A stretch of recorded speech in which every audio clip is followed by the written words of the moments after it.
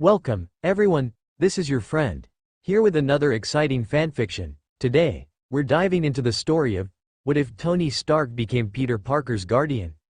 If you enjoy this video, don't forget to hit that like button and subscribe for more fanfiction content just like this.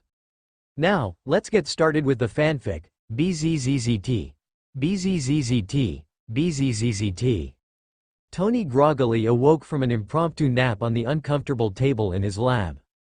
It had been a late night, and he must have dozed off while he was waiting for the suit diagnostics. He had been spending a lot of time recently with Peter, and he had been working on a lot of new ideas for both of their suits. The kid was brilliant. Recently, the kid has been at the compound or the tower every weekend, and they had grown pretty close. People had called Tony Stark many things, but up until recently, fatherly had not been one of them. He still didn't see it. BZZZT. BZZZT. BZZZT. He tiredly fumbled for his phone that was vibrating on the table next to him, almost knocking it onto the floor. He composed himself a little more, and cheerfully answered, "Tony Stark here." "Mr. Stark," the lady on the other end acknowledged him. "There has been a car accident involving May and Peter Parker, and they are both currently at NYC Health in Queens, and as you are the emergency contact for Mr. Parker, we would like you to come down as soon as possible." She didn't need to ask him twice. He clumsily ran up the stairs, grabbed his coat, wallet, and keys, and was in a car in record speed. He didn't even care that he was in the same t-shirt and jeans as yesterday. "I am on my way, thank you," he told her, trying to mask his utter panic. "I can meet you on the 4th floor nurse's station to discuss what to do." She hung up, leaving him to his thoughts. There are so many things that could go wrong. The doctors could figure out Peter's identity because of his speedy healing. They both could die. Peter could die. May could die, and Peter would not have a single other living relative. Peter could die. If you had told him he would be this freaked out over a kid a year ago, he wouldn't have believed you. But after getting to know the Spider Kid, he really has a way of webbing his way into your heart. From late nights in the lab, to ice cream trips after school, or that time when Tony helped Peter tell his school bully where he could stick his lame-ass insults, they had become pretty close. He started to actually panic, before he managed to talk himself into slow breaths. In, out, in, out. He thought about what to do. First priority of business, other than actually getting to the hospital. He was still 14 minutes away, which was way too far away, was to deal with the identity. He could call Helen Cho and make her the lead doctor on his case. That could work. She could bring her team, and they have already signed a non-disclosure agreement and know the Avengers well, so that would be fine. By the time he finished talking to Dr. Cho, he had arrived. He practically sprinted up the stairs and to the area where the woman said to meet. A tall blonde lady was standing there, looking very professional and put together. Polar opposite to Tony's frantic shit show. "Hello, Mr. Stark. My name is Mrs. Lauren Vance. Here's what is going on." The Parkers were driving through the intersection on 22nd and 43rd when they got into a broadside crash, also known as a T-bone accident, and their car was flipped.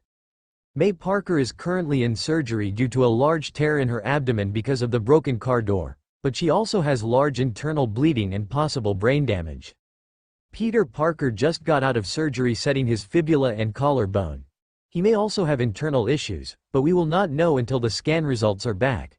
We received a faxed request from your personal doctor who insists on taking over the Parker's care, so if you could just sign here, we can switch the staff. Now, there is a matter of. Tony was impatient, so he interjected, "Can I see him?" "Excuse me?" The lady looked a little taken aback by his sudden outburst. "Can I see Peter?" he repeated again, calmer. "Well, he is currently in the ICU, which only allows immediate family. Are you directly related to him? You have to wait until he is out of the ICU unless you are his father or—" "Yes, he is my kid, for God's sakes. Let me see him." There, he finally went with it. Peter was his kid. The lady was seeming to be a little weary of his explosive actions, but she must have been used to this sort of thing in her line of work. She led him to Peter's room, and the kid looked terrible. He had tubes coming out of his nose and mouth, multiple needles inserted into his arm. So many bruises littered his body, and there was blood caked in his hair. "Oh, Pete," he whispered before sliding into a chair by his bed and scooting it up next to him. He sat there for a few minutes, his head leaning on the palms of his hands, and his elbows resting on his knees. It was silent, before he finally spoke to Mrs. Vance. "Okay, give it to me. All of the information, what you need me to do, everything I need to sign." "All right." She talked to him for an hour about all of the logistics and outcomes. Peter was going back into surgery for his brain about 2 hours from the time she finished talking, to give his brain time for the swelling to go down. When they came and got him, he decided he couldn't take sitting in the practically empty waiting room by himself for hours. He picked up the phone. "Pep," he called his fiancée. "I need you." She arrived an hour later. They sat in the waiting room until Peter was stable enough for the couple to be in there. Tony sat right next to him like last time, but this time, Pepper was with him. It was a while before Peter finally opened his eyes, but to Tony, it was worth every second of the wait. "Hey, kid." He spoke softly. "How do you feel?" He took a deep breath before replying, like shit, his voice quiet and raspy. "Hey, language." He smirked, and Peter smiled back. "How did they let you in here?" he asked Tony, slightly confused. Tony gave him a mischievous grin and leaned in close. "If anyone asks, you're my kid." About a week later, Peter was at the compound. They managed to fix his brain in about 2 hours, as it was pretty minor, and his bones mended quickly. He yawned and stretched out across the couch like a cat. It had been a long night working in the lab, and he ended up falling asleep in his chair. He wasn't sure how he ended up here, though. "Hey, Jarvis?" he asked the AI. "How did I end up here?" At approximately 2:32 a.m., "Sir moved you to the couch and draped the blanket over you," his robotic voice replied. Peter was perplexed. "He moved me?" "Yes, Mr. Parker." "Would you like to see the footage?" Jarvis offered. "Sure." A hologram appeared in front of him. Tony was hard at work on his new nanotechnology with his AC/DC blasting in the back. Tony turned to see that Peter had fallen asleep in the chair. His head drooped back at an awkward angle. "Jarvis, turn off the music." The sound died out, and Tony walked over to Peter, carefully lifting him out of the chair and onto the couch behind him. "Huh. He's pretty light for a 15-year-old. I should feed him more." He turned around and kept working, but this time with the sound of Peter's soft snores providing sound as opposed to the rock that was playing before. Peter couldn't help but smile, a mix of embarrassment and happiness displayed on his face. "In case you were wondering, Sir is upstairs. I suggest you join him, as he is attempting to make breakfast, which is not a task he is skilled at." Peter chuckled and headed up the stairs. Jarvis's analysis was putting it lightly. It smelled of burning, there was flour all over the floor, and Tony had milk in his hair. "Oh, wow," was all Peter could manage to say about the sight in front of him. "Yeah, I know. I was sitting up here fixing the toaster, and I decided I wanted pancakes. I love pancakes. Anyway, I tried to make them, and it didn't turn out so good." Peter laughed, and asked him, "Did you follow the instructions? The recipe?" Tony frowned a little. "I followed the instructions. Pepper or Steve usually are the ones cooking, so I didn't know where the measuring stuff was, measuring cups. And so, I just eyeballed it." "Tony," Peter gaped, peering into the bowl. "You can't just eyeball IKED before." "That looks pretty close," Tony told him, taken aback.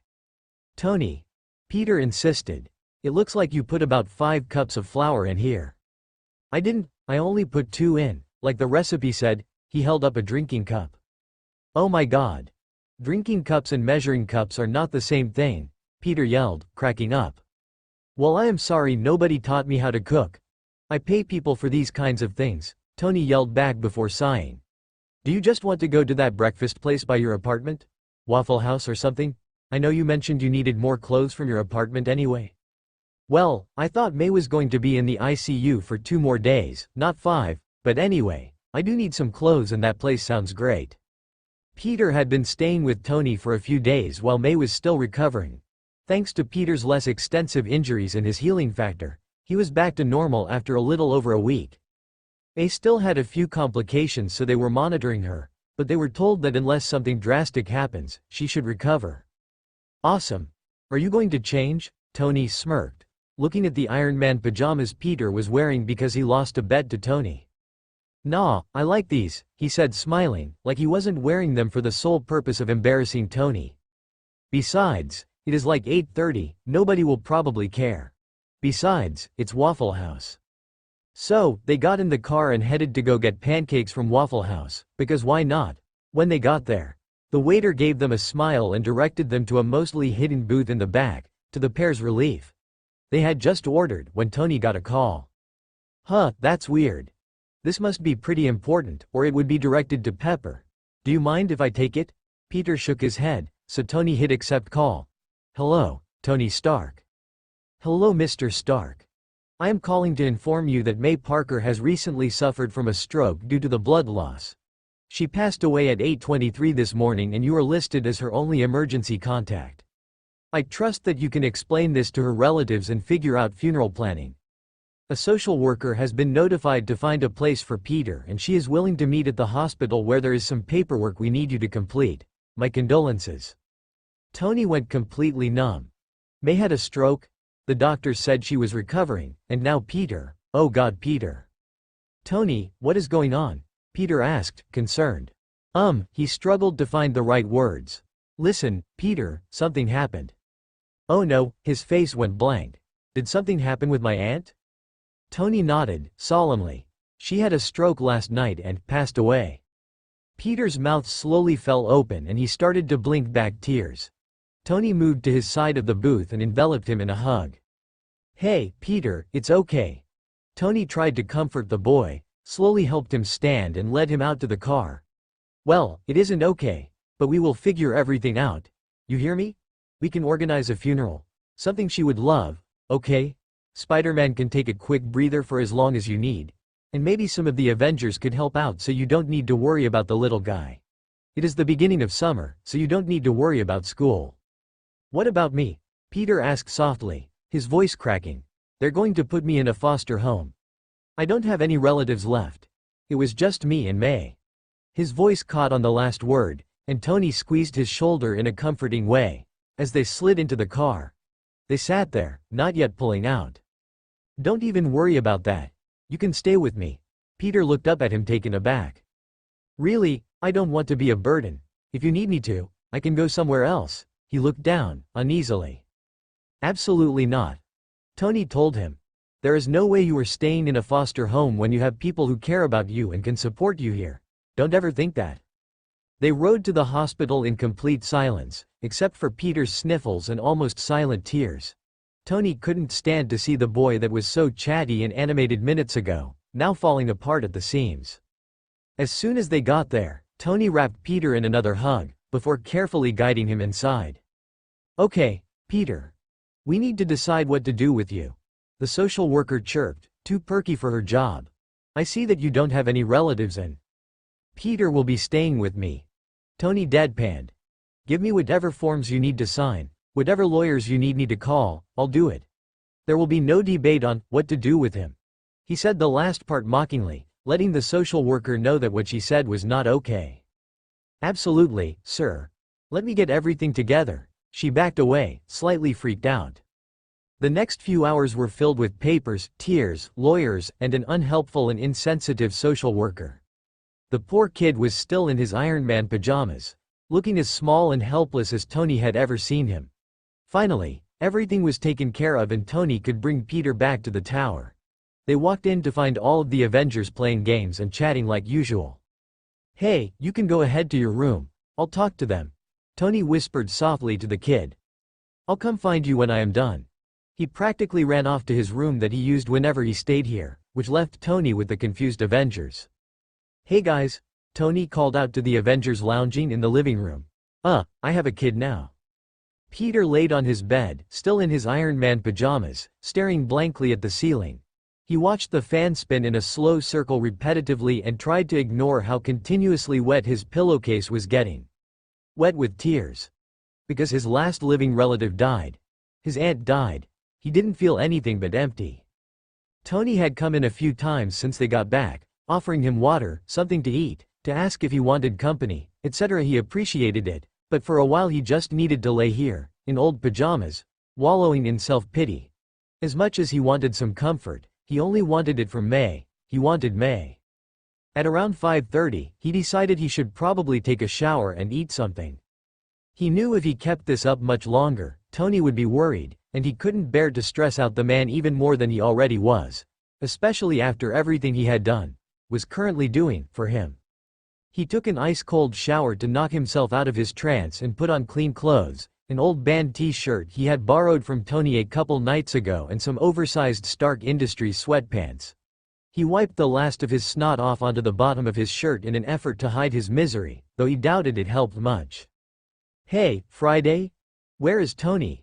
Peter asked softly, his voice cracking a bit on the last word. The amount of crying he had done paired with the little he had spoken made his throat hoarse. "Sir is currently in the living area with Dr. Banner. The other Avengers are training in the facility on the 83rd floor. Would you like me to call any of them?" Friday answered. "No, thanks Fry." He shuffled out to the commons room where the two scientists were sitting on the couch, watching what appeared to be a nature documentary about bioluminescence. He silently went and sat on the couch next to Tony, still feeling slightly on edge. He was afraid to get too comfortable, so he perched on the edge of the cushion, leaning forward to rest his head on his hands. "Hey, Pete. How are you holding up?" Tony asked softly. "Are you hungry? We were just thinking of ordering some pizza, is that okay with you?" Peter gave him a small smile, before telling him, "Pizza sounds good." He was quiet for a minute, before asking hopefully, "Is there any way we could get pineapple on it?" Tony put his hands up in victory before turning to Bruce. "I told you pineapple was good on pizza." He turned back to Peter, "Of course we can have pineapple on the pizza." Capsicle wanted a veggie pizza and Natasha agreed. Tony muttered more to himself than Peter, typing out the orders on his phone. Apparently Clint is going vegan. I am ordering him a meat lover, because he does this all the time and then gets pissy because the cheese tastes weird. "Bruce, you want cheese, right? So does Sam?" The doctor nodded. "Okay. Anyway, I am glad someone here has some common sense about the best kind of pizza." Peter smiled and couldn't help but be overwhelmingly grateful for the man in front of him. Not only had he taken him in, but he was putting up with his weird behavior and trying his best to make him feel comfortable and supported. He could not even imagine what would have happened had Tony not been here. He leaned back further into the couch, drawing his knees into his chest to make himself feel more comfortable. About 15 minutes later, the pizza arrived. Not even 1 second after Tony placed the pizza box on the counter, the elevators opened, and they could hear the bickering of the other Avengers. "Clint, the roundhouse kick did not originate in old Western movies. I don't even understand where you got that from. They don't even use martial arts," Natasha complained. "I didn't say the roundhouse kick, Natasha. I said round-off shooting. Like, ya know," he hummed the old tune that he associated the style with. Natasha rolled her eyes. "You mean a standoff? You're an idiot?" Clint opened his mouth to retort, but Steve beat him to it, walking between the bickering pair and towards the table. "Hey guys, the pizza is here." They all shut their mouths and headed over to where the other three were. "Hey, Peter," Steve said to him, grabbing his box of pizza and sliding into a seat at the counter. Natasha and Clint followed suit, so they were all in various positions in the kitchen eating their food. Natasha, Clint, and Steve were in the stools. Bruce pulled up an actual chair. Tony was sitting on the counter with Peter next to him. It was eerily quiet, so Tony finally broke it. "So, I know you have been here a lot, Peter, but have you seen everything?" Peter shook his head, so Tony continued. "Maybe after, we could all give you a tour. You know, so you can see everything and then also get to know the team a little better." Peter gave a small smile. "That sounds good, thanks, Tony."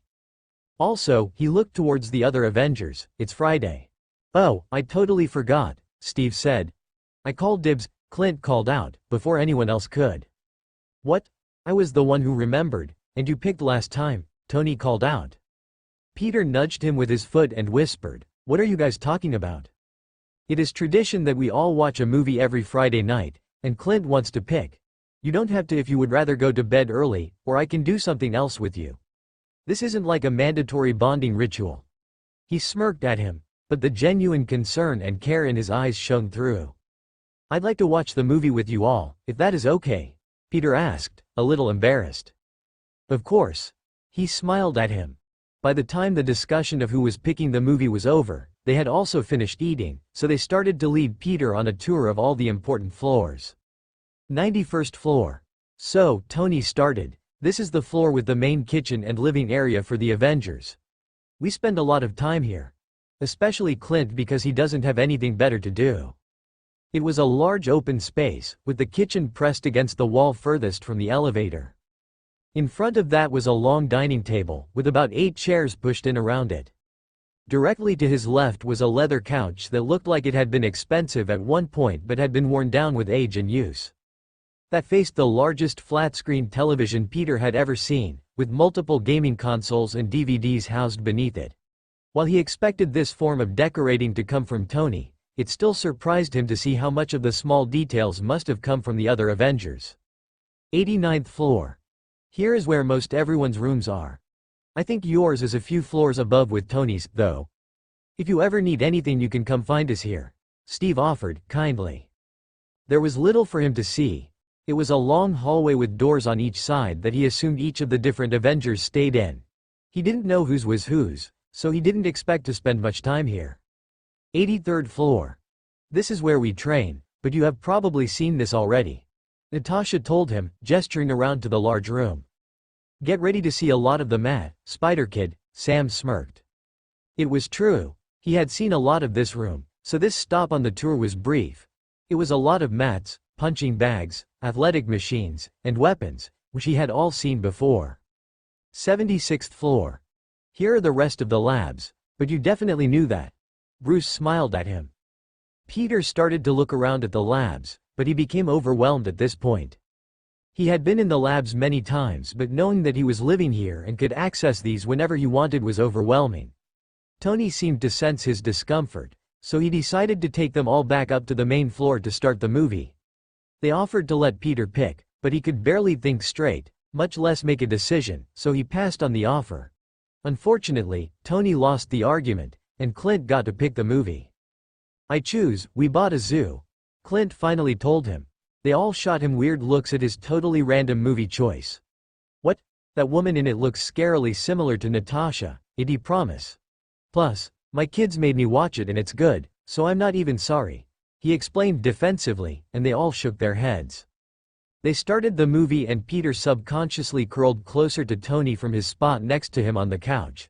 When he noticed what he was doing, Peter tried to pull away, as he didn't want to make the man uncomfortable or cross any boundaries, but Tony seemed completely unfazed. Because of that, and maybe a little selfishly, Peter stayed put. A couple of minutes passed, however, and Peter was feeling much. The mother in the film had just died, and that hit a lot too close to home for Peter. Despite the fact that the situations were completely different, he couldn't help but see May in her. May laying in the crisp hospital bed, lacking her usual energy, drowning in a sterilized gown. The suffocating absence present in both the movie and Peter's life. I think I am going to go to bed, he said abruptly, standing up. He sprinted off to his room before collapsing on his bed. He couldn't help it when the tears started to stream down his face, and he felt that emptiness in his chest. He had been trying to fight it off all night, but he couldn't take it anymore. He tried to take deep breaths, but he just felt so lonely, even if he was surrounded by people. He heard a soft knock on his door and looked up to see Tony standing in the doorframe. He approached the bed and sat on the edge next to Peter. Hey, kid, he said softly, rubbing the kid's back. He wrapped his arms around him, and just let him cry for a while. I really miss her, he finally whispered. It was obvious, but he hadn't spoken it aloud yet, and it changed things for him. It made all of this feel so much heavier and more real. His words were barely audible, but somehow, Tony caught them. Of course, you do, Pete. This isn't something you get over in a day. How about you lay down and try to get some sleep? It has been a long day. Peter nodded and climbed under the covers. Tony stood up to leave, but Peter whispered, could you maybe stay? He asked hopefully. Of course, bud. He sat back down next to him and listened to Peter's light breathing as he slowly drifted off. This wasn't fair. Nothing about any of this was fair. This kid was 16 years old for God's sakes. He has already been through so much for somebody his age. Any age, really. First his parents, then his uncle, and now his aunt. Tony refused to leave him anytime soon, no matter what it took. He stood up and left the room quietly, as not to wake up Peter. He wasn't sure whether he would wake up and notice Tony's absence, But he suspected once the kid was asleep, he would hopefully be out for a while. He went back downstairs to where all the Avengers were watching the movie, but also waiting to hear how Peter was doing. Tony decided that Peter would probably want his feelings and issues to be kept private, so he gave them the bare minimum of details. He'll be fine. Eventually. Losing someone is difficult, you guys know that. They all nodded solemnly and turned back to the movie. The air was still tense, so Tony took an ice cube from Bruce's drink and dropped it down Clint's shirt to lighten it up. "Tony, I swear to God, you will pay for that," Clint threatened, throwing popcorn at Tony. All the Avengers had a war going on the rest of the movie, trying to mess with those around them, before it finally ended. After Clint vowing one last time that he was going to make them all pay, they dispersed and went to their respective rooms. Well, all of them except Tony. He had to go check one last time, to make sure Peter was okay. He cracked open the door and was relieved to see Peter still sound asleep. He was curled up under the gray comforter.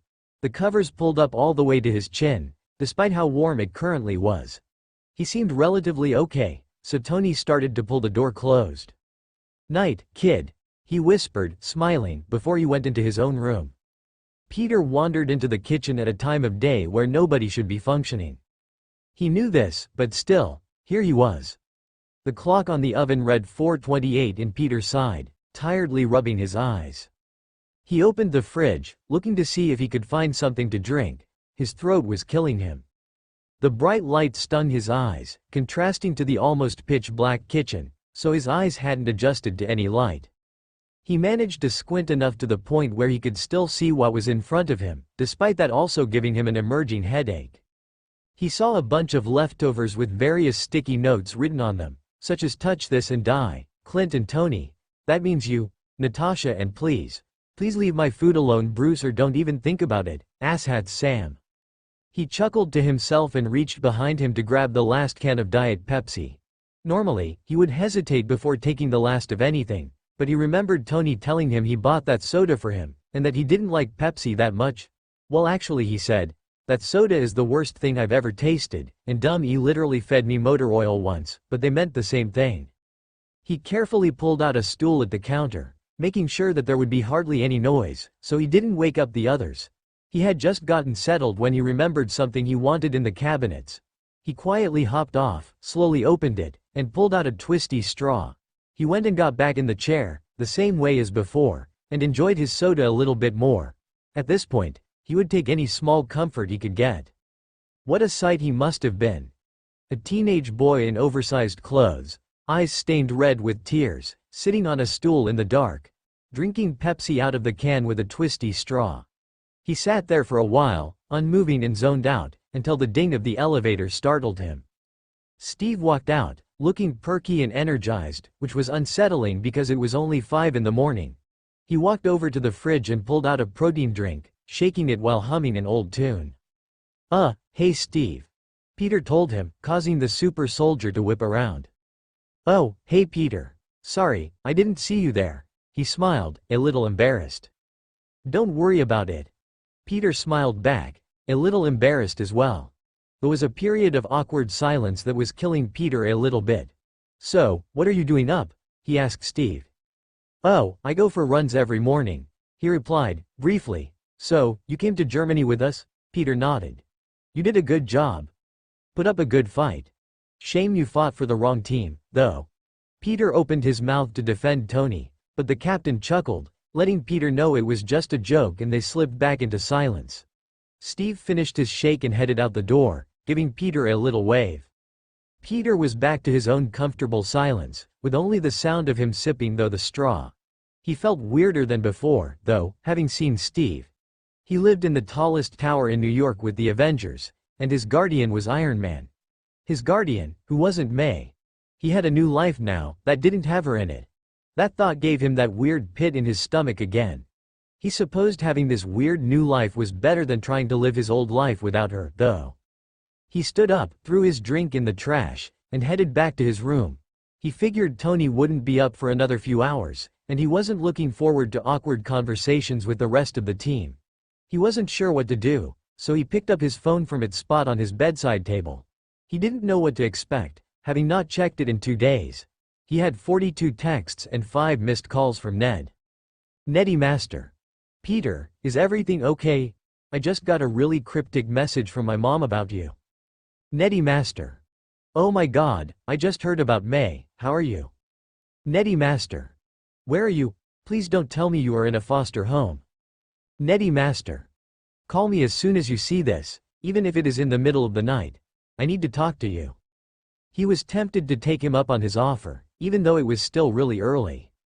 Seeing Ned's contact pop up on his phone had hit him harder than expected. His hands shook as he thought about the prospect of calling him and finally hearing a familiar and comforting voice.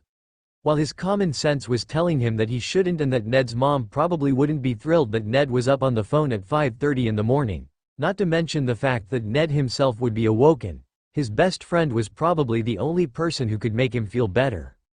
Right as he was about to decide, his phone started to ring with a call from Ned. He fumbled with his phone, surprised, before managing to accept the call and put the phone to his ear. Hi. He told him, trying to hold back the new wave of tears that were threatening to spill. Oh my god, Peter. I didn't think you would actually answer. Thank God, I haven't been able to sleep at all, because my mom wouldn't tell me what happened to you after Mr. Stark called. Tony called? I figured there was no harm in calling again, and here you are. I am really worried about you. What is going on? May had a stroke after her final surgery and she died. Ned. He had known this was true, obviously, but somehow telling someone else made it so much more real. A wave of tiredness hit him, causing him to just sink to the floor where he was standing. Oh, Peter. I am so sorry. Where are you now? Ned asked, his own voice quivering as well. I am staying with Tony. He was my emergency contact and was in charge of stuff for May, so he was the one the hospital called. He took me in. Peter told him, nervous to how his friend would react. Thankfully, he didn't ask about living with the Avengers, like Peter thought he might. That would have been too much for him. Is this a permanent thing or is he just caring for you in the moment? I'm not sure. Tony said that he was my legal guardian now, but he didn't specify. Peter responded, now a little worried about what Ned said. It'll be okay, Peter. And I am always here if you need anything. Except, right now I have to go because I think my mom hurt me. Peter smiled a little before hanging up. He headed back down to the kitchen area to find some food, already feeling better after that brief conversation. As soon as the elevator opened, he heard the breaking of a plate and a string of curses that would make any sailor blush. Natasha stood there, chuckling as Tony tried to pick up all the shards of the plate on the floor. Okay, last one now. Damn it. Tony threw all the pieces away before finally noticing Peter. Oh, hey Pete. How are you? Peter shrugged, fine. He paused before continuing. I talked to Ned. Tony smiled at him. That's good. Is he doing okay? I talked to his mom yesterday, but she didn't tell me much. Natasha grabbed her bagel out of the toaster and headed to the elevator. Peter was slightly taken aback. Tony had talked to the leads. He knew Ned had mentioned it, but it was just as strange hearing Tony confirm it. He was okay, just pretty worried. His mom hadn't told him much, probably because she didn't want to upset him. She's pretty protective. Why did you talk to his mom the other day? You and Ned are best friends, right? He's your guy in the chair, or whatever. Peter nodded. I figured they would want to be told about what happened. For their own benefit and yours. Peter's mouth fell open slightly. Thank you, he said, his voice filled with emotion. Of course, kid. Are you hungry? I have about 500 different types of cereal in the pantry, if that sounds good. If not, I have a lot of other stuff too. Cereal is fine, he replied, heading over to the cabinet that Tony gestured to. He scanned the row of about 10 cereals with notes similar to what he found in the fridge, until he settled on the Lucky Charms, that didn't appear to have a name on them. No offense to them, but why are the Avengers here? They came over. I mean, I like them and all, but, Peter stammered, looking for the right words. He didn't mean to sound ungrateful, or as if he wanted Tony to change his life for him, but he was curious if things would calm down anytime soon. It's a lot, Tony summed up for him. Yeah, he sighed, relieved. They are going to stay here sometimes, but most of the time they're at the compound. After the Accords and all, they don't really have anywhere to go that isn't here. They're leaving this afternoon, I believe. Don't worry, next week will be much less chaotic. Tony paused for a second, choosing his next words carefully. Listen, Peter. I was wondering if there was something you wanted to do as a funeral for your aunt. She is being cremated this afternoon, so I was wondering what you were thinking. Peter paused, thinking over Tony's words. What did he want to do? Well, Ben is buried at this little cemetery, a little bit outside Queens. Could we put her next to him? He asked, a little uneasy. Absolutely. If you can give me the name of the place, I will get in touch. How soon would you want to do it? Soon, he asked, unsure. As much as he didn't want to bury her so quickly, he knew how much he needed the closure. Leaving the funeral hanging above his head like a guillotine would only make him feel worse. I'll talk to them and see what times we could work out and you can decide. Does that sound okay? Peter nodded, and Tony walked over to where he had just sat down with his cereal and gave him a quick pat on the shoulder. I have some good news, Tony suddenly remembered, spinning to face Peter with a smile. Pepper gets back from her conference in Japan tonight. Peter smiled, as he loved Pepper. She had Tony's sass mixed with Aunt May's motherly personality, and that made Peter love being around her. And Tony knew this, hence his enthusiasm to share the news. She'll be back from the airport around 1, and tonight would you be okay with ordering Chinese food or something and just watching movies? Peter smiled shyly and nodded. That sounded perfect to him. Tony found him a little while later and said the people at the cemetery could arrange something for them as early as 6 tonight. Peter decided that 6 would be all right, as it gave him less time to think about it. Now, Tony, Pepper, and he were getting ready to go. He decided to keep it just the 3 of them, as Tony and Pepper had become like family to her, after all the time they spent bonding over the Peter. Besides, May didn't have many other friends besides Ned's mom, though they weren't close. It was a nice night. The air was warm and there was a light breeze. The sun was starting to set, casting a golden glow on the area, leaving almost a halo around May's stone, which seemed fitting for the occasion. Peter was slightly uncomfortable in the suit he had borrowed from Tony, but other than that, it went as well as he could have hoped. He cried, expectantly. So did Pepper, and he thinks Tony did too. No matter how much the man would deny it. They stayed, even after everything was done. Hey, Peter? Pep and I are going to go wait in the car. You can take as long as you need. Tony nodded his head in respect towards the grave, rubbed Peter's shoulder, and then followed his girlfriend to the car. Peter crouched down, folding out the creases in his suit, and began to talk. Hi, May. How are you doing? Is the afterlife everything you thought it would be? I hope it is even better than you thought. I'm okay. Obviously, I am not okay right now, but I will be. Eventually. Tony and Pepper are great. I know you had your doubts about Tony at first, and I know those went away a while ago, but I just wanted you to know, you have nothing to worry about. Tell Ben. His voice caught in his throat, and a few tears slid down his face and onto the dirt below him. Tell Ben I love him and miss him, and that I am so sorry. I love you, May, and I'll be back soon.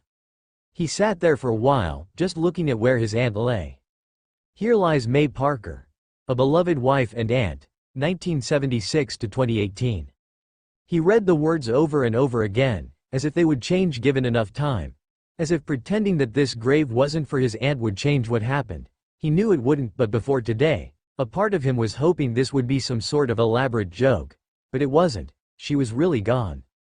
He picked himself back up, brushed off some of the dirt on his knees, and headed back to the car. The ride was silent, but not uncomfortable. When they got back, just as Tony mentioned, they all changed clothes and headed into the living area to watch movies. Honestly, as much as Peter wanted to hide in his room, he knew that a night like this would make him feel better, so he pushed down his temporary discomfort and tried to focus on the 2 people who were here with him. Hey guys, what do you want? Tony called from the kitchen, ordering their dinner. Noodles, Peter started. Wontons, Pepper added, causing Peter to smile at her. Ooh, and chicken, the kid started, before Pepper interrupted with sweet and sour sauce.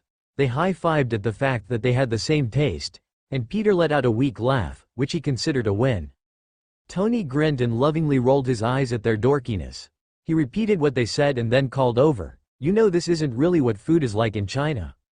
"Well, yeah, but that doesn't mean it doesn't taste good," Peter retorted.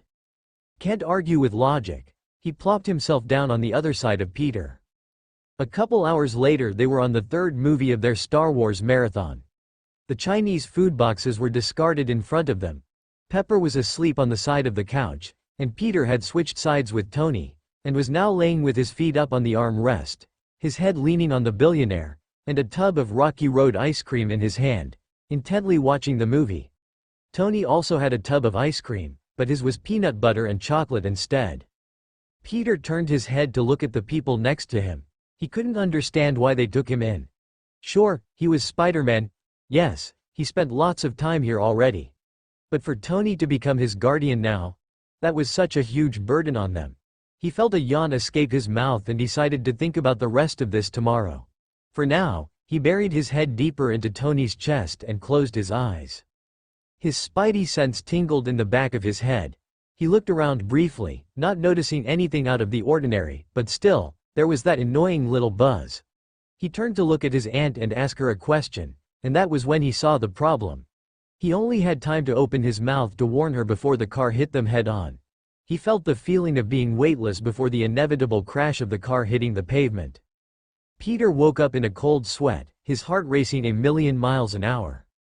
He kept replaying the incident in his mind, whether he wanted to or not. It had been plaguing him since it happened, every single night, and sometimes it would hit him during the day. He didn't tell Tony about it. He couldn't tell Tony about it. Not that there was anything he would be able to do about it anyway. Nightmares weren't new to him.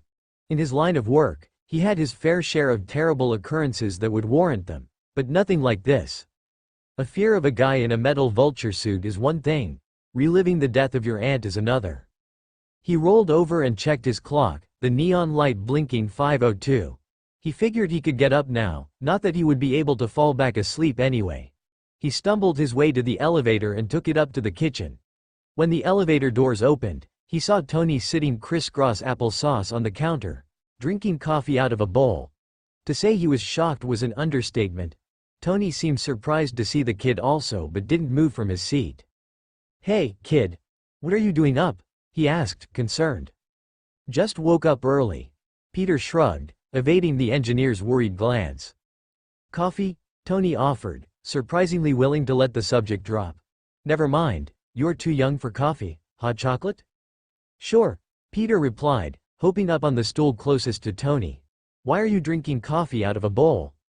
"We used most of the mugs yesterday and the day before, thanks to Thor's need to break them constantly," Tony explained, shrugging as if this was a normal occurrence. Knowing the people who stay here, it probably was. Tony hopped off the counter and strode over to the cabinets, pulling out a bowl and some hot chocolate mix. He mixed the milk in and stuck it in the microwave, the loud bang causing Peter to jump. A few minutes later, it was done. Tony plopped the bowl in front of Peter, the drink almost sloshing out over the side. Tony, surprisingly, wasn't done yet, and walked back to the cabinet and pulled out a twisty straw and stuck that in. Peter grinned at him. "Thanks. No problem, kid," Tony smiled back. "So, why are you up so early?" Peter asked cautiously, not wanting to upset the man. "I fell asleep in the lab again and I never sleep well in there." "Oops." The billionaire smiled cheekily. Peter laughed, and they fell back into their comfortable silence.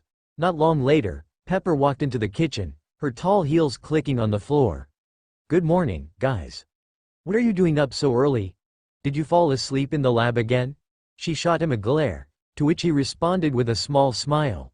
She shook her head and walked over to them, giving Tony a quick peck and ruffling Peter's hair. "Hi, Pepper.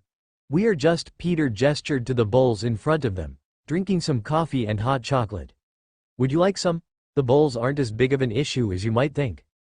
Pepper laughed. "Thanks, Peter, but I have a meeting to get to really soon and just came for a granola bar." "Have a good day, you too," she called over her shoulder as she headed back to the elevator. "Bye," they simultaneously called back. "So, what do you want to do today?" Tony asked him. "I think I have a meeting later tonight, but until then I am free." Peter thought for a moment, before he was interrupted by a loud creak in the vents. Tony glanced up worriedly before their questions were answered by Clint falling into the kitchen. "Dude, what the hell? Why are you here, specifically, in my vents?" Tony yelled at him, falling off his stool. "What are you talking about? Bruce, Sam, and Steve are the only ones who left for the compound yesterday. Nat and I leave later today. Did you not know that we have been here?" Clint shrugged nonchalantly and headed to the fridge. Tony ran his hands through his hair exasperatedly. Peter gaped, looked around frantically, and whispered, "Miss Natasha is here? Is she in the vents too?" "Ha, I'm just messing with you guys. I came back because I left my phone charger. Steve was pissed because he wanted to focus on group training today, so I showed up here early so he didn't go all, I have the power of Jesus and America on my side, and kick my ass." He opened the fridge and pulled out a corn on the cob and started to eat it while casually leaning on the counter. "Jesus Christ, Legolas, are you trying to give me a heart attack?" Tony sighed. "That was the plan," Clint smirked, then headed back to the elevator. The two collapsed onto chairs, half laughing and half fearing for their lives. "Anyway, could we maybe get some of my stuff from my apartment?" Peter asked shyly. "Yeah, of course," Tony responded, shocked. "What time do you want to go?" "Whenever is easiest for you." Peter shrugged and hopped off his stool. "I'm going to go take a shower." As soon as he was out of earshot, Tony called out, "Friday?" "Yes, sir," the AI replied. "Make a new protocol for Peter." Tony told it. "I want to be alerted whenever he wakes up between the hours of 11 and 7. "Yes, sir." A few moments passed before Friday alerted him, "Protocol has been set." "Thanks, Fry," Tony sighed before heading back to his room. A few hours later, they stood in front of the apartment building. Peter was taking it all in, a bit too afraid to enter. "Do you want me to come up with you or wait down here?" Tony asked him softly. "Can you wait down here for a few minutes, then come up? I want a minute up there by myself just to register it all, if that's okay," Peter answered back, quietly. "Of course, it is. I'll be here in case you need anything for the time being," Tony told him, giving his shoulder a comforting squeeze. Peter slowly walked up the stairs, deep in thought. When was the last time he was here? Before the accident. It had been about 2 weeks but felt like so much longer. He stood in front of the familiar door, hands shaking as he tried to put the key in the lock. The second the door swung open, he was plagued with old memories. He could still smell the lingering scent of May's perfume. He could hear the creaking air conditioning unit that May would always comfort him about when he got scared of it as a child, and he could practically still see her sitting on the couch asking how his day was. Everything was exactly as they had left it, with an old sweatshirt draped across a chair, a large puzzle out across the table, and a few scattered bills and papers across the counter. He suddenly felt as if he couldn't breathe. Then, he felt a comforting hand on his shoulder, grounding him to the present.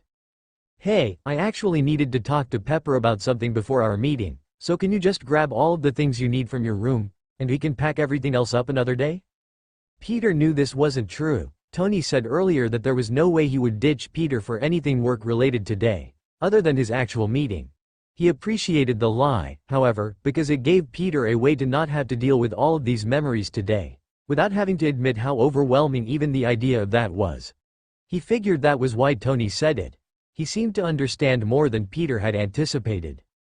The pair walked back to his bedroom, Tony carrying a box, so they could get some of his stuff. Peter picked out some of his favorite clothes, old books he loved, his school stuff, etc. He sat on his bed staring blankly at the original version of the Spider-Man suit hanging in his closet. Tony saw his look, and carefully took the suit off the hanger and folded it neatly on the top of the box. "Ready to go?" Spider-Ving the boy a supportive smile. Peter nodded, and led them out of the apartment, taking one last look at the messy, but homey little apartment. Tony didn't get back from his meeting until 1 a.m. After the meeting, there was a fundraiser that he had tried to ignore, but since he was already at a meeting with Pepper, he couldn't evade her and escape back home. He called Peter, apologizing profusely, but the teenager didn't seem to mind and told him to have fun. He didn't. While he used to enjoy drinking, flirting, and spending money, the entire night was spent fake laughing and wishing he was at home watching movies with the kid, rather than listen to greedy businessmen with egos the size of Alaska beg him for money. The night couldn't end soon enough. The second he walked through the doors of the tower, he was ready to collapse. It had been an intense day and he was ready to put on some sweatpants and sleep. Right when he finished changing out of his suit, he got an alert from Friday.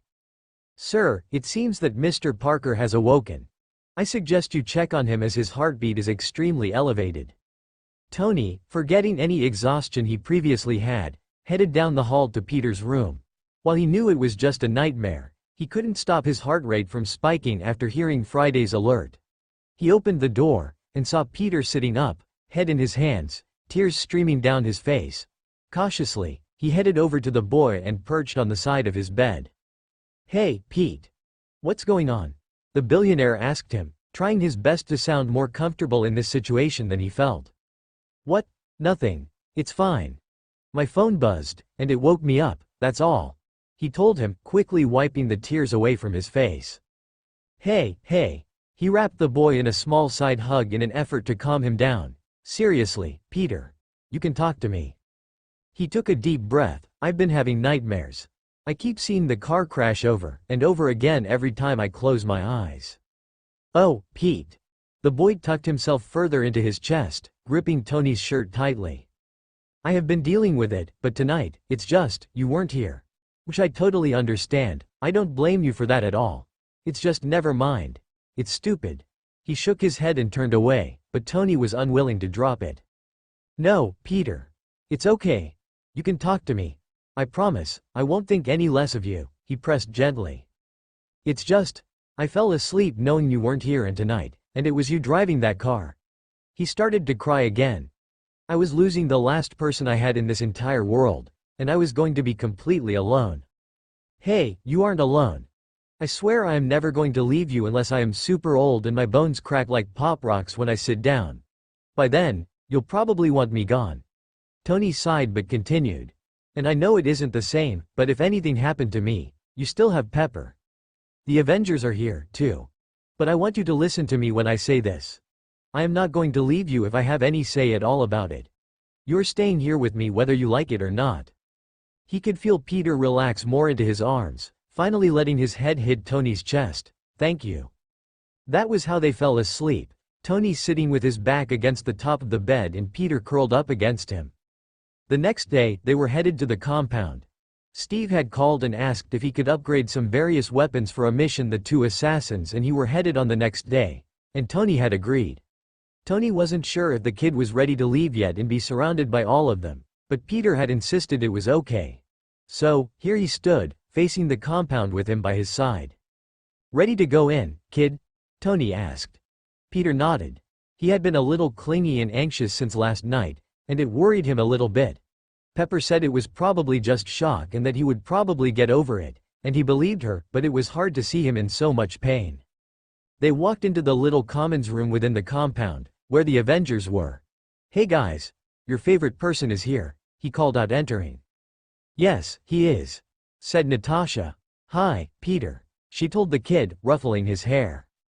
"You are all traitors," he told them, collapsing on the couch next to Bruce. Peter immediately went and sat next to him. Steve brought up the mission and asked for various modifications, all which were easy for Tony to do. He headed to the lab, Peter following right behind him. "Hey Tony, I am going to go to the bathroom really quick, I'll meet you down there," Peter told him, heading towards the stairs. "Tony." Steve gave him a look. "What?" Tony asked, for once not understanding what he did to deserve the look. "Peter is being pretty clingy," Steve pointed out, like it was obvious. "Yeah, what's the issue?" Tony asked, still not getting it. "It's not good, he shouldn't be so attached. He can't just follow you around all the time." "How long do you think he will be doing this?" Steve asked him, to prove a point. "It doesn't matter. He can do this as long as he wants. He just lost his aunt, Steve, the last family member he has. If he wants to cling to me, he can. You don't know anything about him or his situation, other than the bare minimum. So, I would really appreciate it if you would stay out of this." Tony spat at him, bitterly. He couldn't believe Steve had the audacity to tell him this. Not when he barely knew the situation. "Tony, Steve started. "Don't," Tony finished. They headed back to the lab and Tony finished everything needed in a couple of hours, thanks to the help of Peter. On the way back, Peter finally approached the subject. "I heard what Steve said earlier, super hearing," he told him. "Peter, he was so out of line, I don't even want you to think about what that star-spangled bastard said, okay? Are you sure you don't mind? I know I can be overly clingy and anxious, it's just I." "No, Peter. You're fine," Tony said firmly. They rode in comfortable silence the rest of the ride, only Tony's music filling the car at a low volume. It was comfortable and regular, which made Peter relax in his seat slightly. Despite the calming atmosphere, Peter still couldn't help but flinch every time a car came too close to them. He wasn't sure if that instinct would ever go away. Peter's nightmares became more frequent and worse. It was almost as if the longer he had to sit with the memories, the more stressful the images his brain produced. At this point, they were happening multiple times a week, usually with him startling awake and drenched in sweat and tears. He was currently sitting crisscross on the ceiling in the kitchen having Tony pass him Cheetos while he explained his latest dream. And, like always, I wake up a split second before we hit the pavement. I don't understand, I lived it. Why'd I need to keep reliving it every night? He sighed, and a stray tear slid down, or rather up, his face, landing on the counter. He quickly wiped away the trail, cursing himself for getting so emotional again. I don't know. Trust me, if I could make nightmares go away, I would. Do you think there is a reason, other than probably a case of PTSD? He shook his head. Are you going to try to go to sleep again? You probably should. It is only 2 a.m. Peter nodded, and flipped off the ceiling. He gave Tony a small smile and headed back to his room. He was suspicious of why Tony always happened to be awake. He suspected Tony had an embarrassingly named protocol in place, so he could talk to Peter about his nightmares and make him feel better. He hoped that wasn't the case, as he didn't want to be an inconvenience, but either way, he was so grateful to him for helping him through it. Even if all he did was listen, it was so much better than waking up, shaking, and trying to talk himself out of a panic attack and fall back asleep. That was what had happened his whole life, not wanting to burden May. Usually, Tony came in, comforted him, and led him to the kitchen to get some sort of comfort food while Peter explained his dream. Peter preferred talking it out, so he could process the emotions and not have it weigh down his thoughts. Tony listened intently every time, even though it was always the same dream. Luckily, he managed to fall back asleep and not have another nightmare. He woke up at a reasonable hour and headed down to the kitchen for breakfast. Surprisingly, Cheetos at 1 a.m. didn't keep him from feeling hungry. Instead of seeing Tony, he saw Pepper in her pajamas in the kitchen. Hey, Pepper. What's up? He asked, heading over to the fridge to pull out some leftover pizza. Hey, what gave you the idea you could just have pizza for breakfast? The kid smiled sheepishly but didn't stop. Pepper rolled her eyes fondly, before answering his question. For the first time in history, probably, I don't have any meetings today, only paperwork. I get to stay in my pajamas and hang out with you and Tony, she told him, smiling. She was so much like his aunt, it almost hurt. That's awesome. I just managed to convince Tony to watch all of the Lord of the Rings movies with me. If you want to join us, he told her. Absolutely, she said, without even thinking about it. Oh my God. He looked up at her wide-eyed. You're a closet nerd. She smiled sheepishly, maybe a little bit. Peter grinned, just when I thought you couldn't get any cooler. Tony finally entered the kitchen, with huge bags under his eyes, but still grinning nonetheless, which made Peter flinch with an overwhelming sense of guilt. Who's cool? It better be me. Nope, it's me, Pepper said, smiling widely at the genius. Pepper is a closet nerd, he practically cheered. Oh yeah, totally. Tony told him, grabbing the last slice of pizza out of the box and tossing it in the trash, much to Pepper's exasperation. Did you tell her about our marathon? Oh yeah, she's joining. Peter told him. Really? You have a paperwork day? Tony asked, getting just as excited as Peter. So, that is where they found themselves 2 hours later, in the middle of a marathon of the Lord of the Rings movie. Various candy bar wrappers were scattered across the table in front of them, evidence that the three of them had barely left the room. Pepper was curled up in the corner of the couch, her clipboard balanced precariously on her tucked knees, though her eyes were firmly glued to the screen. Tony was not much better. A half-finished level of I Love You sat open on his phone, while his jaw hung open, entranced by the final battle of the second movie. Peter had his legs propped up on the table, while he sunk back into the opposite corner of the couch, a half-finished bag of trolley sloths still open on his lap. The second movie ended, and Pepper got up to go to the bathroom, clearly having been waiting for that opportunity. Peter and Tony assured her they would wait to start the third movie, so the room descended into a comfortable silence. Peter figured it would be the best time to talk to the billionaire about the idea that had been replaying in his mind. Do you think Ned could visit sometime soon? Peter asked hopefully. It wasn't that he was keeping this from Pepper, he just didn't want Tony to shoot him down in front of her. If this conversation turned out for the worse, he didn't want to be embarrassed. No, Tony said with a straight face, his eyes still glued to the screen, despite it only being the credits that rolled. He continued after a moment, "You are locked in this tower forever, like Rapunzel, with no visitors or escape." He faced the kid and grinned. "Oh, you're being sarcastic. That wasn't funny." "Yeah, I am. Of course you can have your friend over. Anytime you want. Just let me know at least a little bit before," Tony told him, stuffing another fistful of popcorn into his mouth. "Tony, have some manners, please. Seriously, you act like a heathen. Plus, you're a terrible example for Peter." Pepper scolded, re-entering the room. She gestured to the Spider Kid, who froze, because he also was shoving a fistful of popcorn in his mouth. She shook her head, stole the popcorn bowl, and settled back into her spot. She silenced their protests of being deprived the popcorn by just turning on the movie, so their last complaints died out. That night, after they finished their series, Peter called Ned. The boy answered almost instantly, which didn't surprise him. Hey, how have you been? I haven't talked to you in forever," Ned exclaimed, talking a million miles per hour. "Yeah, sorry, I have been a bit busy." That wasn't necessarily the truth, but it was better than confessing it hurt too much to talk to his friend until pretty much this moment. "I have a proposition that may make it up to you." "Oh, really?" Ned asked, intrigued. "Yeah, Tony told me I could have you over to the tower whenever you want to come," Peter asked, already smiling in anticipation of the other boy's reaction. Yeah? That definitely makes up for it. Can I come tomorrow?" Ned asked eagerly, making Peter chuckle. "I would assume so. I'll say yes, and then call you back if Tony says anything different. Is that okay?" Peter asked, amused. Yeah. Totally." Peter could practically see the huge grin on Ned's face. "Okay. See you tomorrow," the teen arachnid told his best friend. "Bye," he excitedly replied before hanging up. "Hey Friday. Where is Tony right now?"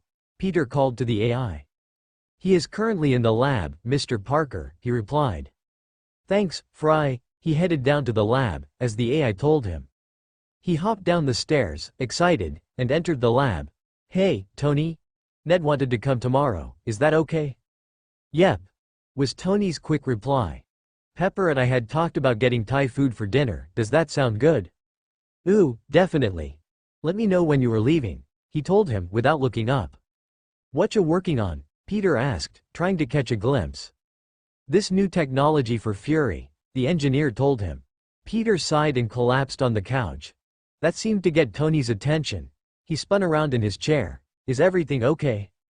"Yeah, why?" Peter asked. "No reason, you just seemed a little off." Tony shrugged, still focused on the kid. "Well, I mean, I am feeling a little off, but I don't know how you could possibly tell," Peter told him, a little shocked. "It's because I know you, kid." Tony smiled. "You upset? You seem tired." Peter told him bluntly.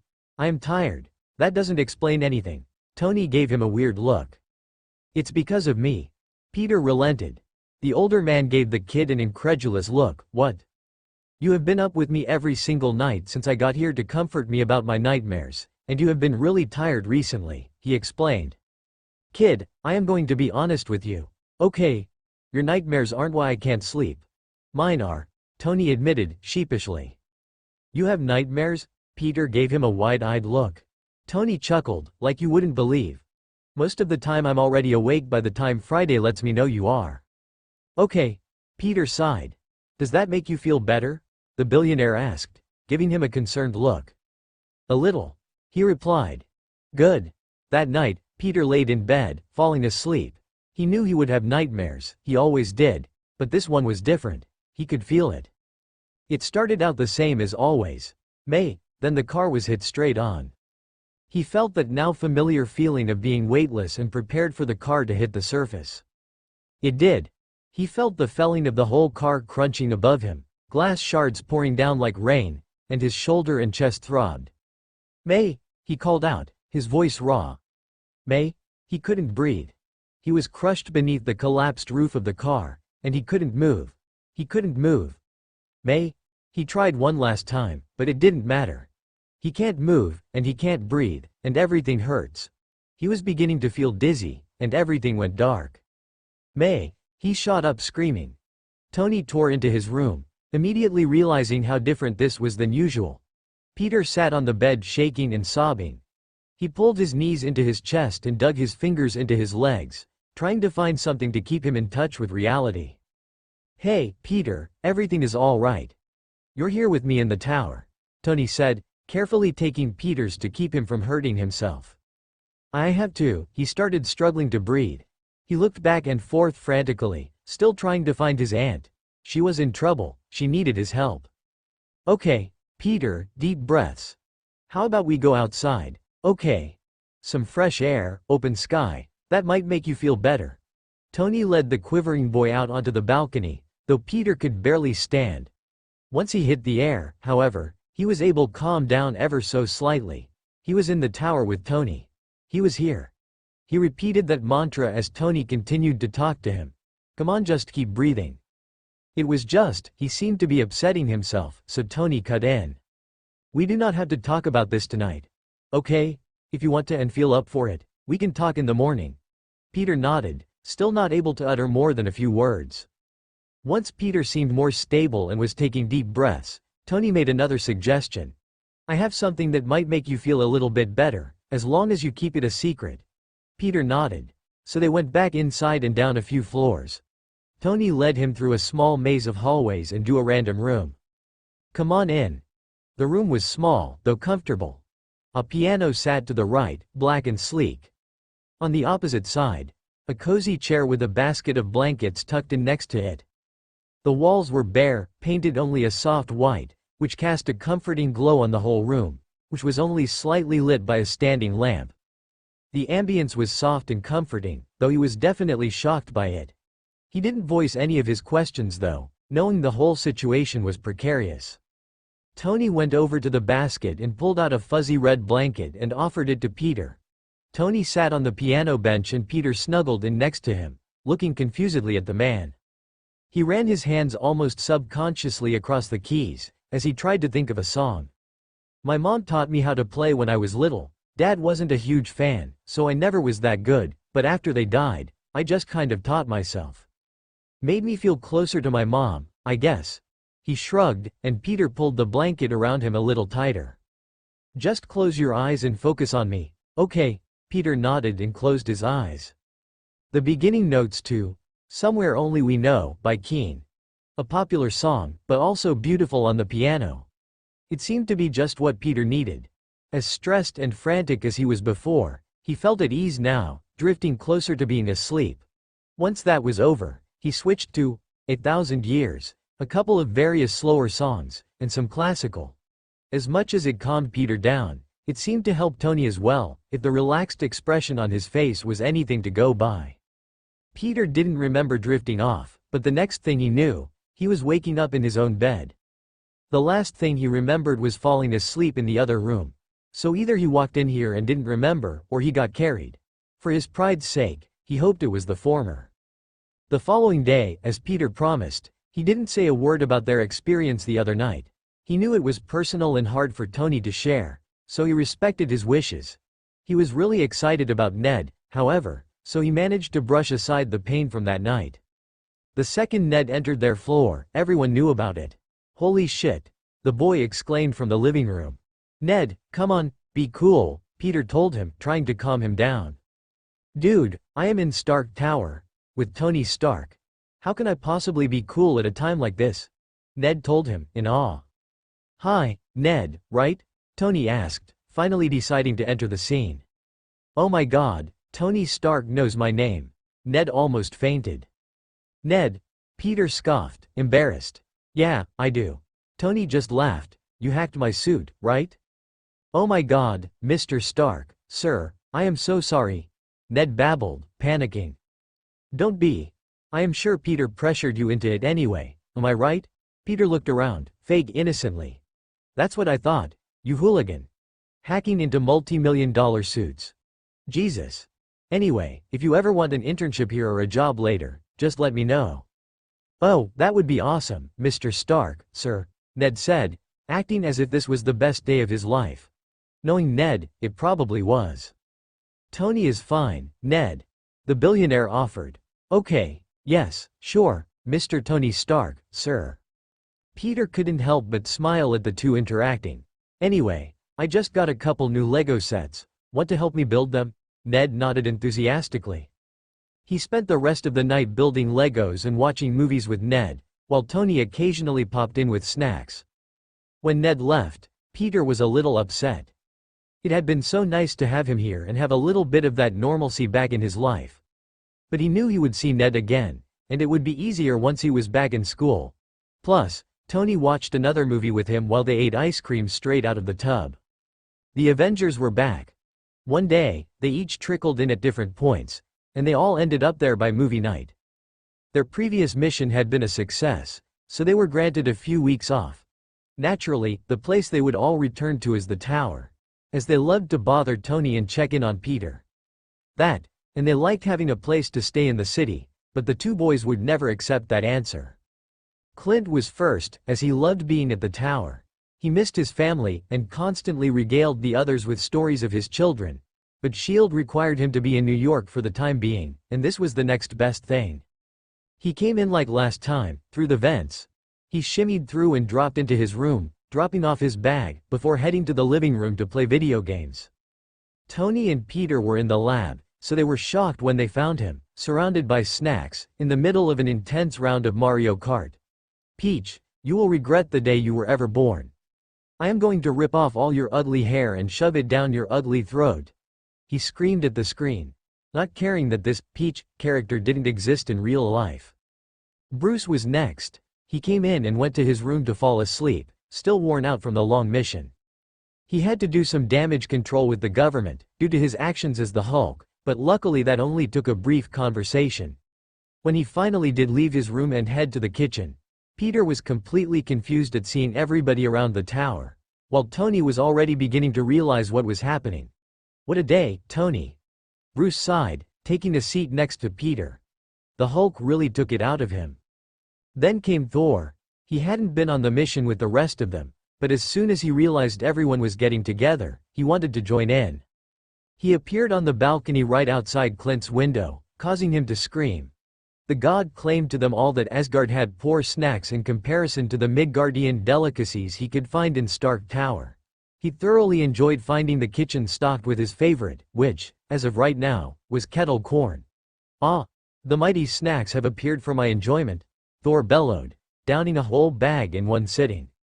Steve was the fourth one to come in. Unlike the others, he immediately went to find Tony and Peter to make his presence known. They were back in the lab working with a new way to summon the Iron Man suit, without having to do any implantations. They explained to Steve, using words that went right over his head, how they expected the technology to translate to the Spider-Man suit, as well. He told them how great that sounded, announced who was currently at the tower, and let him know he could make dinner for the night. They were thrilled. Glad you appreciate having me here for anything other than food. He knew that wasn't true, but it was fun to hear their mix of protests, coming from Peter, and agreements from Tony. Natasha came in last. They were all at the table eating dinner, when she just walked in from the balcony, made herself a plate, and sat down in the empty seat next to Steve. They all were a little put off, as there was logically no way for her to get up there, but they knew it was better not to question her. Hey boys, what's going on? She was immediately roped into an intense debate about who would win in a fight between Tony and Rhodey in the Iron Man suits.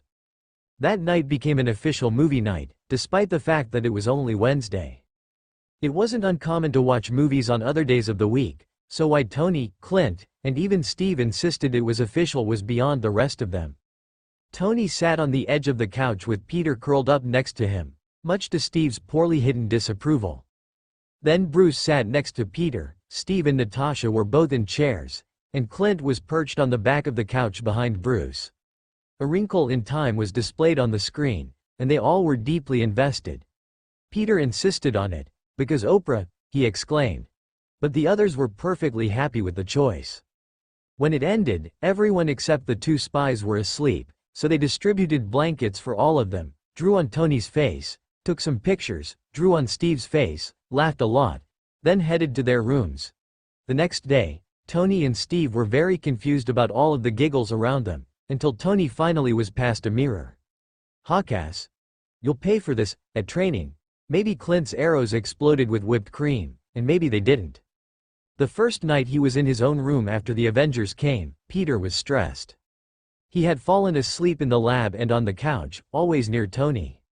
He was afraid that he would have a nightmare and, instead of it being him and Tony talking through it, he would wake up all of the Avengers.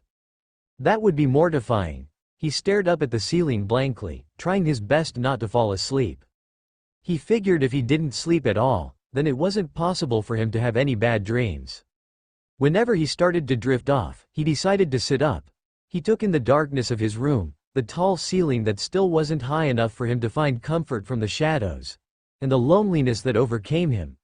Memories of his previous nightmare came back to him, flashes from the crash projected against the dark walls, and he felt his heart rate beginning to speed up. Against his better judgment, he called out to Friday. "Hey Friday? Where is Tony right now?" Peter asked the AI. "Sir is currently in his room," it responded. "Is he asleep?" He followed up. "No, Sir is currently watching a movie," Friday told him. So, Peter, a little embarrassed, wrapped himself in a blanket and headed to Tony's room. His feet were a little cold against the hardwood floors, but he didn't mind. He pattered down the hallway to the next door, which, luckily, was cracked open. He gave a small knock before popping his head in. "Hey, Tony." "Hey, kid. What's up?" Tony asked, concerned, pausing his movie. He was laying on top of his comforter, looking far from sleep to Peter's relief. "I can't sleep," Peter told him. "Okay, why is that?" Tony questioned, trying to help him out. "I'm a little scared, Tony," he admitted, embarrassed. "I don't want to have a nightmare and wake up the rest of the Avengers. So far, Pepper hasn't been here much, but it is also a little different with her." And, his voice went a little softer, "What if it's the same dream from the other night?" Tony gestured for Peter to come over to him. "It'll be okay, kid. How about you sit here with me for a while and try to make sure you are calm before you go to sleep? I'm right here, okay?" Peter did as Tony suggested, curling up in a blanket on the bed, and focusing his attention on the screen. Good Will Hunting. Peter had tried to watch it once with his aunt last year but had fallen asleep in the middle. It seemed like a great movie from what he had heard but had been too exhausted to follow the story. That is exactly what happened this time too. Before he knew it, his eyes were falling shut, and he finally stopped fighting the drowsy feeling trying to overtake it.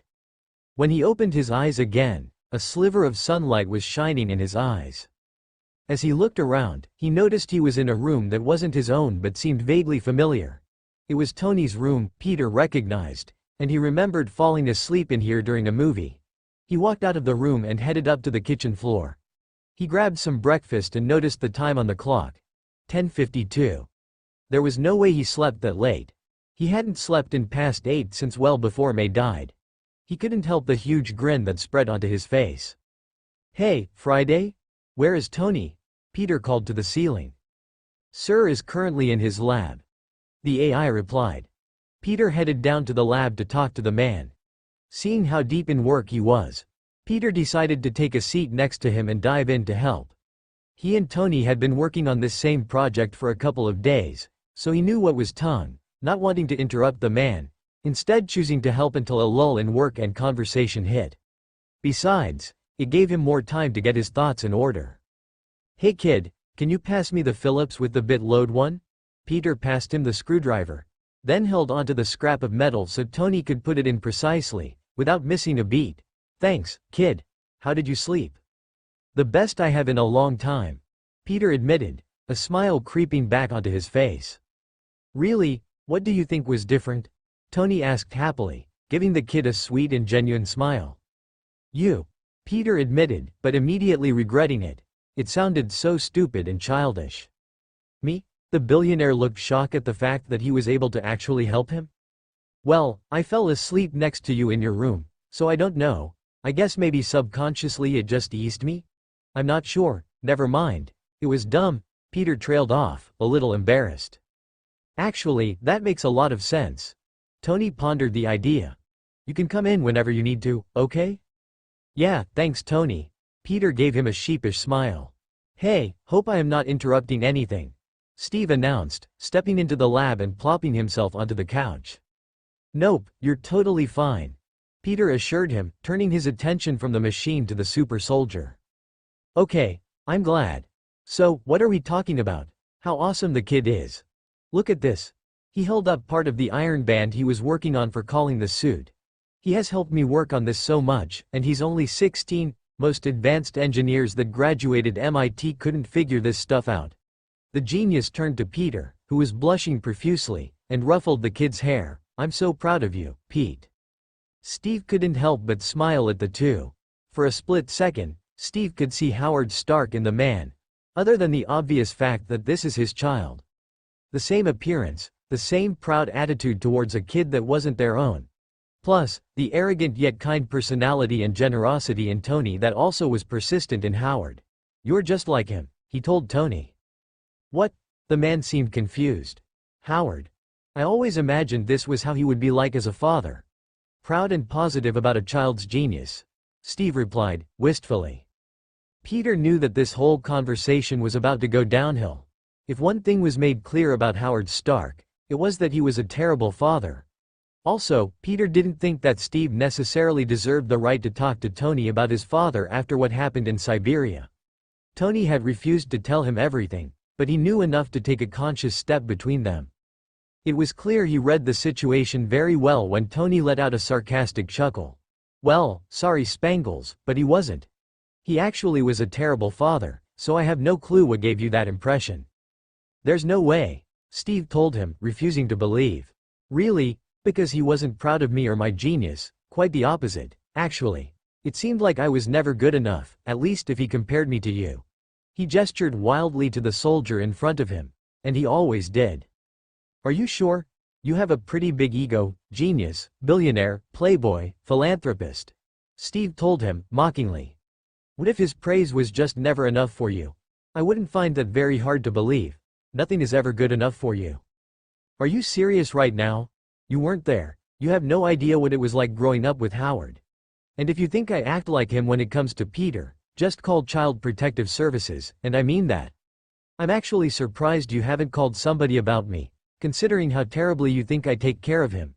Tony spat out bitterly, grabbing his coat and storming out of the lab. Tony, wait, I'm sure he didn't mean it. He's just upset, Peter cried out, following him into the elevator. That's the thing, Pete. I think he meant every word. He sighed. I'm going to go out for a while. I'm sure Clint will play video games with you, or Bruce will work with you or something. Don't worry, I'm just going to cool off. I promise. He gave the boy a weary smile. Okay. Just be back soon, okay? Peter asked him, a little desperately. Of course. It won't be more than 2 hours. Tony reassured him. And I will have Happy Drive, so you don't have anything to worry about. Just have fun with the rest of the team. Okay. He nodded, feeling slightly more relaxed now that he knew Tony wouldn't be going off on his own with this state of mind. Tony got off the elevator at the garage level, leaving Peter to go up by himself. He had Happy meet him in one of his less flashy cars and they went out on the road. Want to talk about it? Happy questioned. Not really, Tony replied shortly, still fuming. Where to, boss? Queens. 6 blocks north of Midtown High. The billionaire sighed and leaned back in his seat.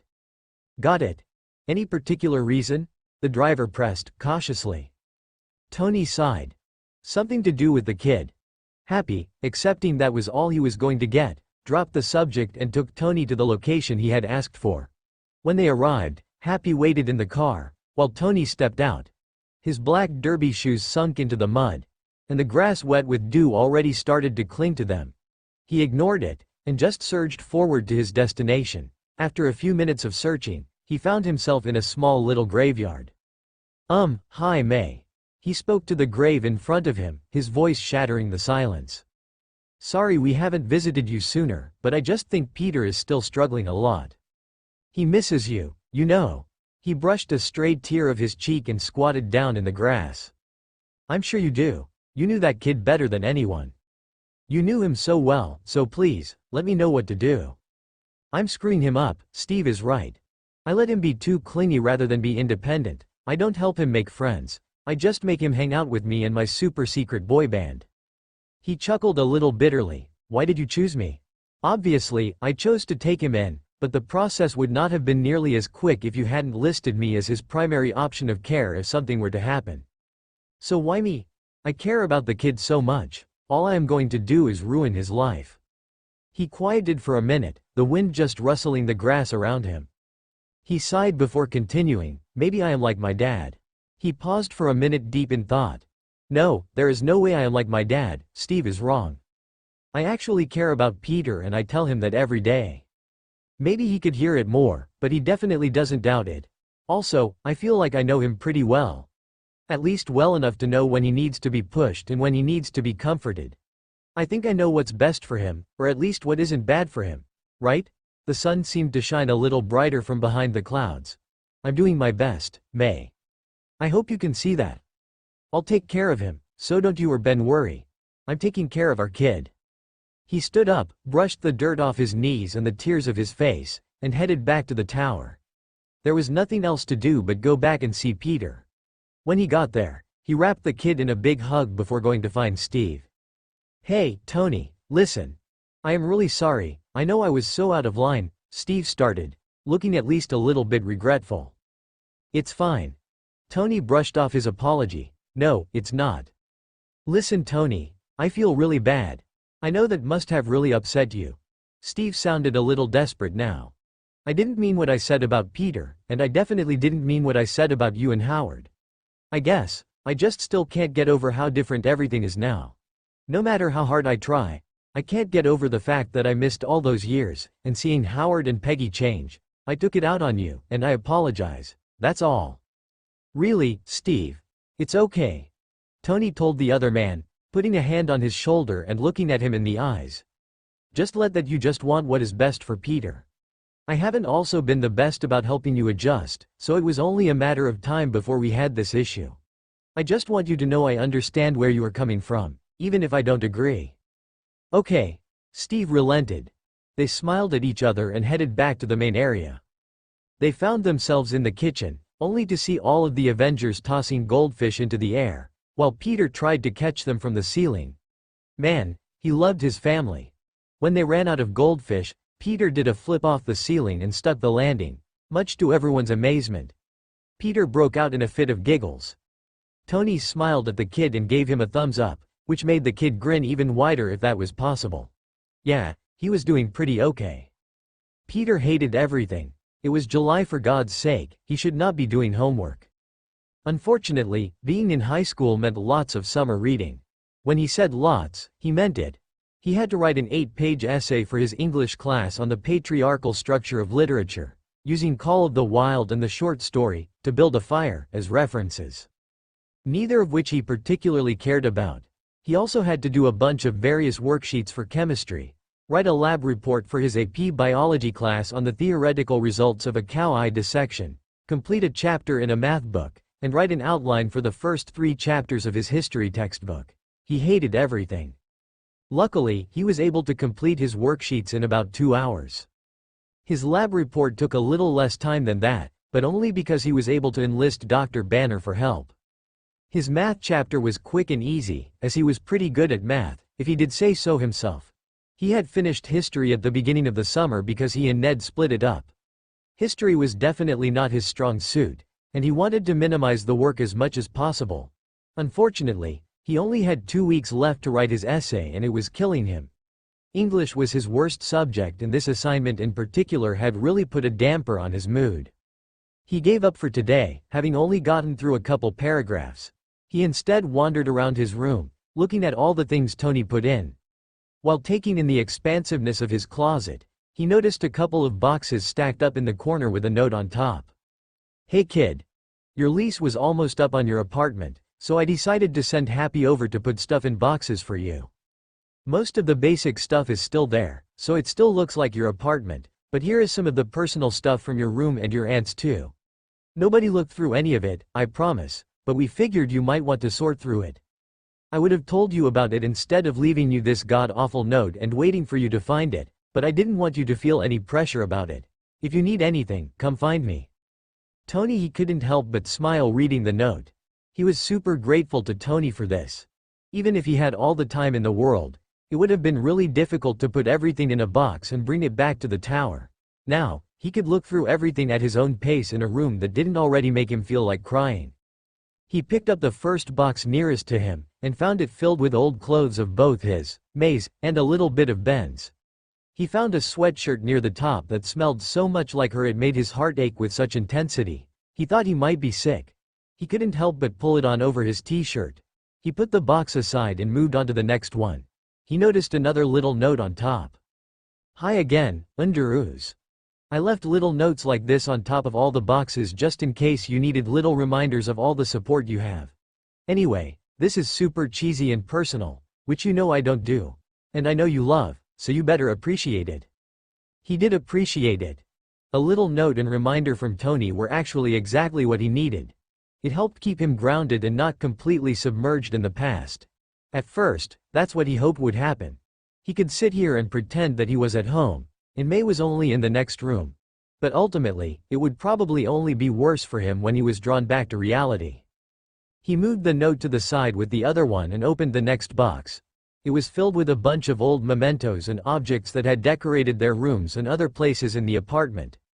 There was a small glass dolphin he had given May as a gift a few years back, a jewelry box, some other random decorations, and a couple of meaningful souvenirs and keepsakes.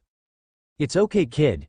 We all can help you and take care of you. If you need me, you can always come find me. The contents of the next box made Peter's breath get caught in his chest. It was a box filled with various arts-related objects. It had some quilts that May had made, a couple of her paintings, and all of the art Peter had made when he was a kid. He pulled out a couple particular drawings he remembered. One he had drawn at age 5 of him, May, and Ben all together. One of May and Ben when he was 8 and working on portraits in art class. And one of Iron Man and him at age 9 when Tony saved him at the Stark Expo. He couldn't help but smile at the last one. He quickly wiped the stray tears of his face so that he didn't accidentally wet the pictures. He carefully pulled out his favorite of May's quilts, laid it to the side, and gently laid the pictures back on the top. He then jumped up and spread the quilt across the bed, smiling softly. He returned to open the last box, already able to guess the contents. Hey, Friday? Peter called out. Yes, Mr. Parker, the AI responded. If Tony is not busy, could you please send him up? He asked hopefully. Yes, Mr. Parker. He focused his attention back on the box and carefully placed the note with the others before moving the whole stack with the first box. It will all be okay. You're safe here, don't ever doubt that. You're my favorite Spider Kid. Like he suspected, the box was filled with old scrapbooks and pictures, some in frames because they were put up around the apartment. He felt more tears slide down his face as he gazed upon the picture on the top, him, May, and Ben when he was about 5 and had lost his 2 front teeth after falling off the swing. The next picture was much more recent, being his 8th grade graduation and acceptance into Midtown. It was one of the last pictures taken of the 3 of them, and they were just so happy that Peter completely lost it. His whole body was racked with sobs, and he instinctively pushed the box away and curled into himself. That was the moment Tony was finally free and had headed up to join Peter.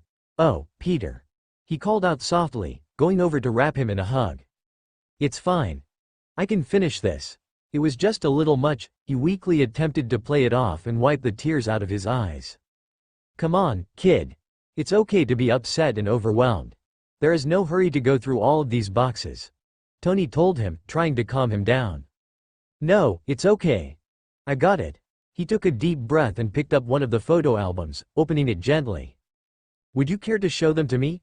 I haven't seen any pictures of baby Peter, and I definitely need to see that. The older man smiled. Peter knew this wasn't true. He knew for a fact May had shown him the most embarrassing ones when he had come over for Peter's birthday dinner, but he accepted it nonetheless. They spent the next few hours flipping through the books while Peter explained each picture and the memory that went with it. There were pictures of a young Peter in a scientist Halloween costume, him on his first day of 2nd grade, him after losing his 2 front teeth. The list went on.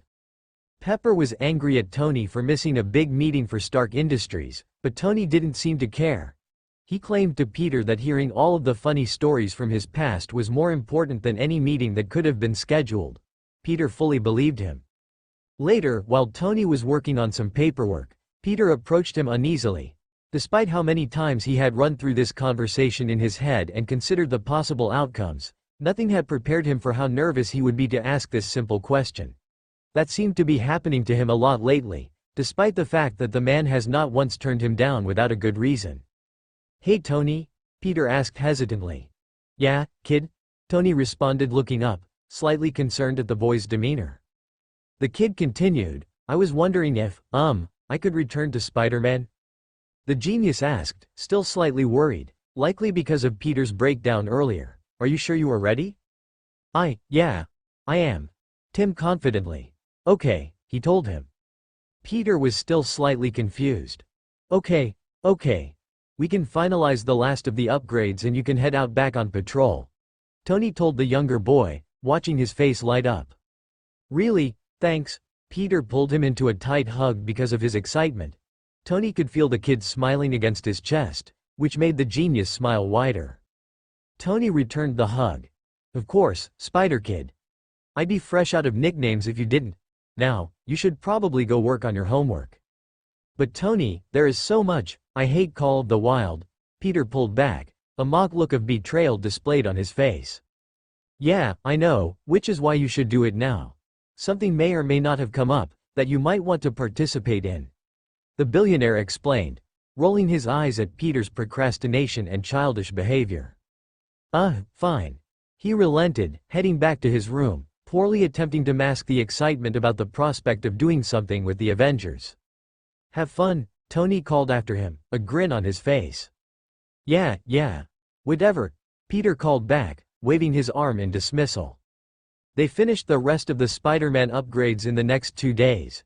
They managed to fit more web fluid in his shooters, make the suit bulletproof, and improve Karen's coding. Peter was really excited. Being Spider-Man again would make his life seem so much more normal. Don't get him wrong, he liked his new life at the compound and/or tower with Tony, but he couldn't wait for some part of his old life back. Especially the crime-fighting part. "Alright kid. Everything is all set and ready to go. Are you sure you are ready for this?" Tony asked him, as Peter put on the suit. "Yeah," he chirped back, enthusiastically. "Are you sure you don't want me to come with you?" the billionaire asked uneasily, a little bit worried for Peter's first time back out crime fighting. "I'll be fine, Tony. Really," the boy reassured him. "And if something happens," Tony started, giving Peter a stern look. "I'll call you right away. Even if it's minor," the arachnid repeated back, almost robotically. "Okay, good." Tony nodded. "You also have Karen monitoring me, so it will be fine," Peter threw out casually. "Karen? Who the hell is Karen?" Tony was completely thrown off his rhythm by that mention. "Oh, right. That's what I named my suit lady. That made a lot of sense." "You named your AI Karen? After a suburban mom?" Tony mocked him. "You named your AI Friday? After a day of the week?" Peter retaliated. "Touché. All right kid. Have fun and stay safe," Tony relented, supporting the kid. "Thanks, Tony. I will." Peter gave him one last shit-eating grin. With that, he launched himself off the rooftop. Oh, how Peter missed the feeling of free falling for a moment, then swinging on his webs. The wind in his face, the adrenaline rush, the feeling of odd stares from pedestrians. He missed Spider-Man. He dropped into an ally and stopped a mugging in about 2 minutes. He managed to stop multiple crimes in the next couple of hours, and he loved every second of it. The Avengers hadn't been able to help out as much as Tony had hoped, but the sporadic help from the popular heroes were frequent and impacting enough that crime rates didn't get too high. Peter greatly appreciated that. He was doing okay until he stopped a mugging of a middle-aged woman that looked very similar to his aunt.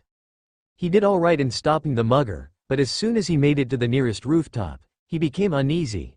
She looked so similar that it brought back so many memories. He decided to swing home after that, even though it was only a little after 11. It was good that he got home all right, considering how his vision was blurry with tears. Karen was offering some directions in his ear, but he didn't pay much attention, no matter how helpful they would be.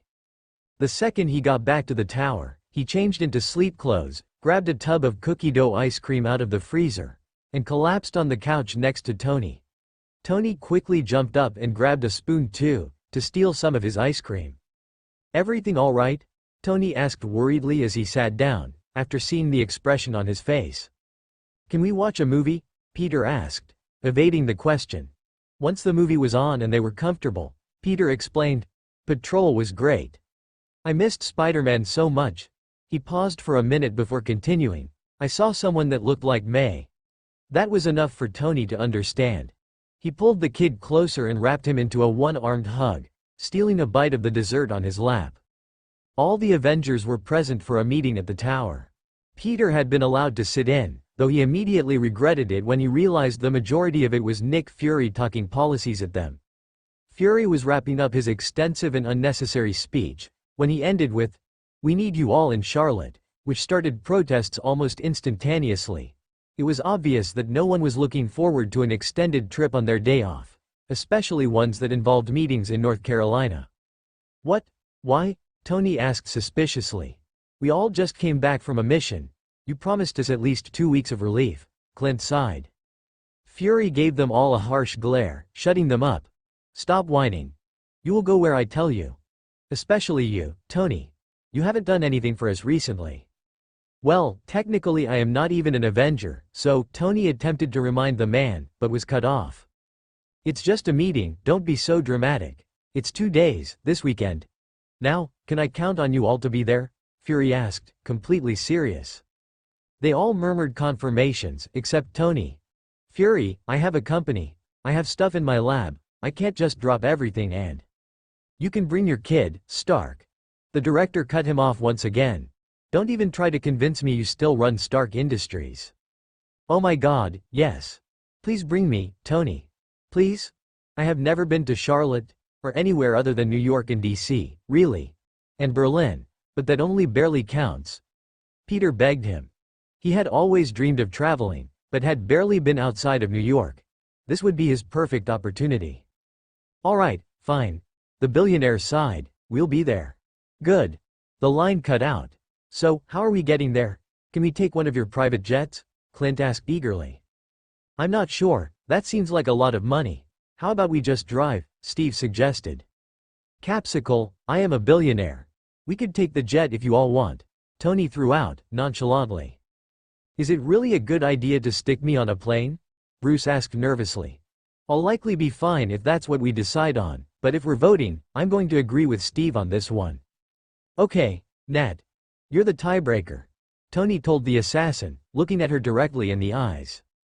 Road trip. She told them, smiling at the look of utter disbelief on Tony's face. Your face right now is worth the long amount of time I'm going to have to put up with all of you for. Pure evil. Clint said, shaking his head from his spot next to her. All right, so road trip it is. How do we plan for something like this? When do we leave? Snacks? Games? News? Peter rambled, practically shaking with excitement. Whoa, Pete. Calm down. Have you ever been on a road trip before? Tony asked, trying to calm down the younger boy. Well, I took a bus with some of my classmates to DC for a decathlon competition, but that wasn't really a road trip, the Spider team trailed off. Unacceptable. This is going to be great. Tony told the boy, suddenly completely on board with the idea. Clint, you heard the kid. Your job is snacks. Get anything and everything that looks good. Nat and Bruce, you can plan stops, departure time, basically all the logistics stuff. Steve, you can get stuff to do for the car ride because it is going to take us about 10 hours, which is a ridiculous amount of time. Pete, you and I are in charge of music. What? No way. Steve protested. Tony, no offense, but, Bruce started. We all hate your music. You have the taste of an emo 16-year-old from 1990, Clint summed up. Yeah, well. He shrugged. I'm in charge of music, so you all better do your jobs. They all sighed and dispersed to get ready for the trip. The day of everything was a disaster. Clint couldn't find his phone, Bruce felt sick, Peter was all over the place, and Tony would not stop complaining. It was anarchy, and doubtful that they would leave on time at this rate. Shut up, all of you, Natasha finally yelled out, shutting down all of them. You put me in charge of keeping everything on track, so stop making it hard. If we don't leave in the next 20 minutes, we hit traffic in DC, and add hours to our time. And I'm already sick of you. Clint, you left your phone in the fridge. There is medicine sitting out on the counter. Peter, all of your stuff is in a pile by the door. Now, Tony. We all know you like to fly in your fancy plane. We know this trip is like 20 total hours in the car. We know you can't stand us. So, for the love of God, shut up. They all went silent, taken aback by Natasha's bluntness. Before they followed her instructions, they all quietly grabbed all of their things and headed out the door. Who's driving? Tony asked. Not it, Peter called out, the others following his lead. Tony, not having caught on until it was too late, was the last one, and thus was stuck driving. They all paused, registering what Peter had said, before he corrected himself, giving a sheepish smile. Not that I can drive anyway. Damn it. Tony cursed, sliding into the front. Shotgun, Peter called out, beating Clint by a millisecond. No way is the kid riding in the front, Clint claimed, upset. Rules of shotgun. What can you do, Legolas? Tony told him, grinning. Clint grumbled and threw in various curses while he was forced into the back row of seats. Bruce, being the peacekeeper, agreed to sit back there with him. Natasha sat in front of Clint, knowing that she was the only one who he wouldn't kick the back of the seat of. Steve sat in front of Bruce, and they were finally about to leave, when Bruce piped up. How am I supposed to give directions from back here? We take a freeway most of the way, so when we switch drivers, you can move up. Peter called back, unwilling to move from his seat. Bruce sighed, defeatedly, and pulled out his book. That frustrated Tony because if he wasn't driving, he could do the same. Instead, he had to hear Clint chewing loudly on his snacks and Natasha yelling at him to quit kicking the seat. Tony immediately regretted ever going along with this idea. He should have stayed separated from the rest of the group, except maybe Peter, and taken the jet. Luckily, after about a half an hour, everything calmed down. They were quietly, but enthusiastically, jamming out to Peter's tunes, while the two assassins and Steve played Go Fish in the back. Peter quizzed Tony on science terms, which helped him fix his summer lab report, and they pretty much did their own thing. After 4 hours, they stopped for a bathroom break and Tony bought them all slushies. Peter got the biggest size he could find, Clint shamed those who got grape, and Tony argued that there was no such thing as a blue raspberry. Steve couldn't help but be amused at the childishness of them all, even though Peter actually was a child. He watched as Peter broke a straw in half and put it in his mouth like a walrus, which caused Tony to crack up and do the same thing. He had to admit, as weary as he was previously of Tony, the self-proclaimed genius, billionaire, playboy, philanthropist, and his parenting of a child, Tony was great with him. He was beginning to see that Tony was right and that maybe Peter did just need a bit of support to come out of his shell and return to the bubbly kid they all remembered. He would definitely need to apologize to both of them again. At the 5-hour mark, they had to stop again for another bathroom break because Peter drank most of his slushie in a very short period of time after they left. At hour 7, they decided they needed to stop for dinner. Okay, where do you guys want to go?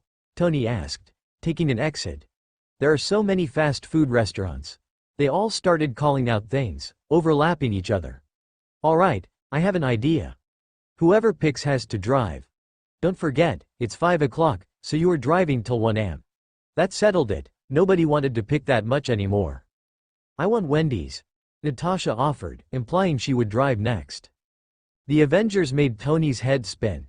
So many orders, specifications, the Wendy's got all of their orders right, so after picking up the food and signing a few autographs, they were all back on the road, happy.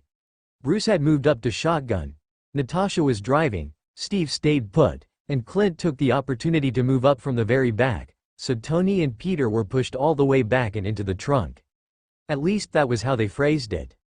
Okay, let's play Ispy, Steve suggested, much to the others' dismay. Wow, you really are old, Tony commented. Come on, it will be fun, Steve insisted. You did put me in charge of games. Tony sighed, and they all agreed. Okay, fine, you go first, Cap. Ispy something, green, he stated, trying to focus on his lap, as not to give it away. Trees? Tony asked, sarcastically. Yeah, Steve said, much to everyone's surprise. Okay, Ispy something green, Tony called out, making everyone roll their eyes. Trees? Clint asked, smirking. I just picked that, Steve commented. Well, yeah, but he could have picked it to mess with us, Clint insisted, much to Tony and Natasha's amusement. Yeah, I guess you're right. Steve relented, rolling his eyes at the grinning billionaire. Keep guessing, guys, he insisted like a child. I swear to God, if it is me, Tony, Bruce called from the front, giving Tony his best glare. Bruce got it. Tony clapped happily, before dramatically gesturing to him, so he could continue.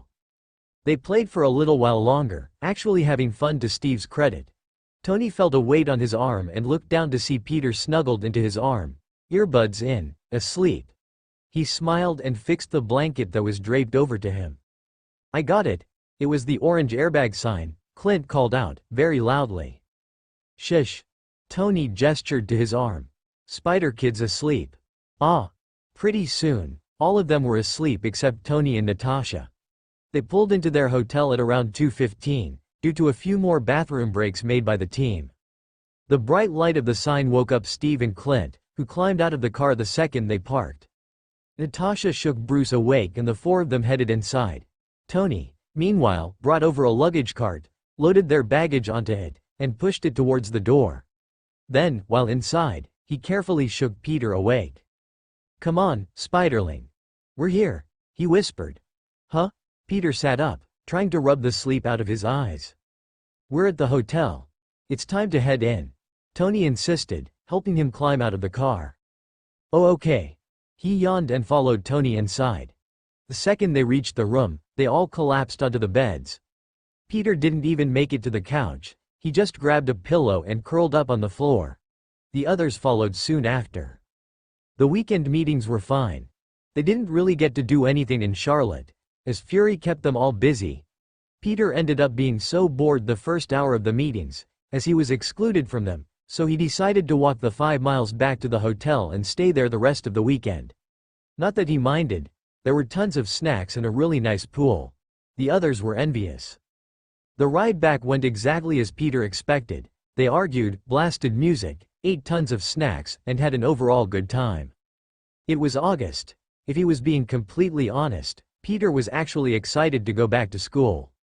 Don't get him wrong, he loved being around Tony and the other Avengers, but he missed Ned, he missed the decathlon, and he missed feeling like a normal kid who wasn't adopted by one of the most famous men in the world. Holy shit, life was crazy.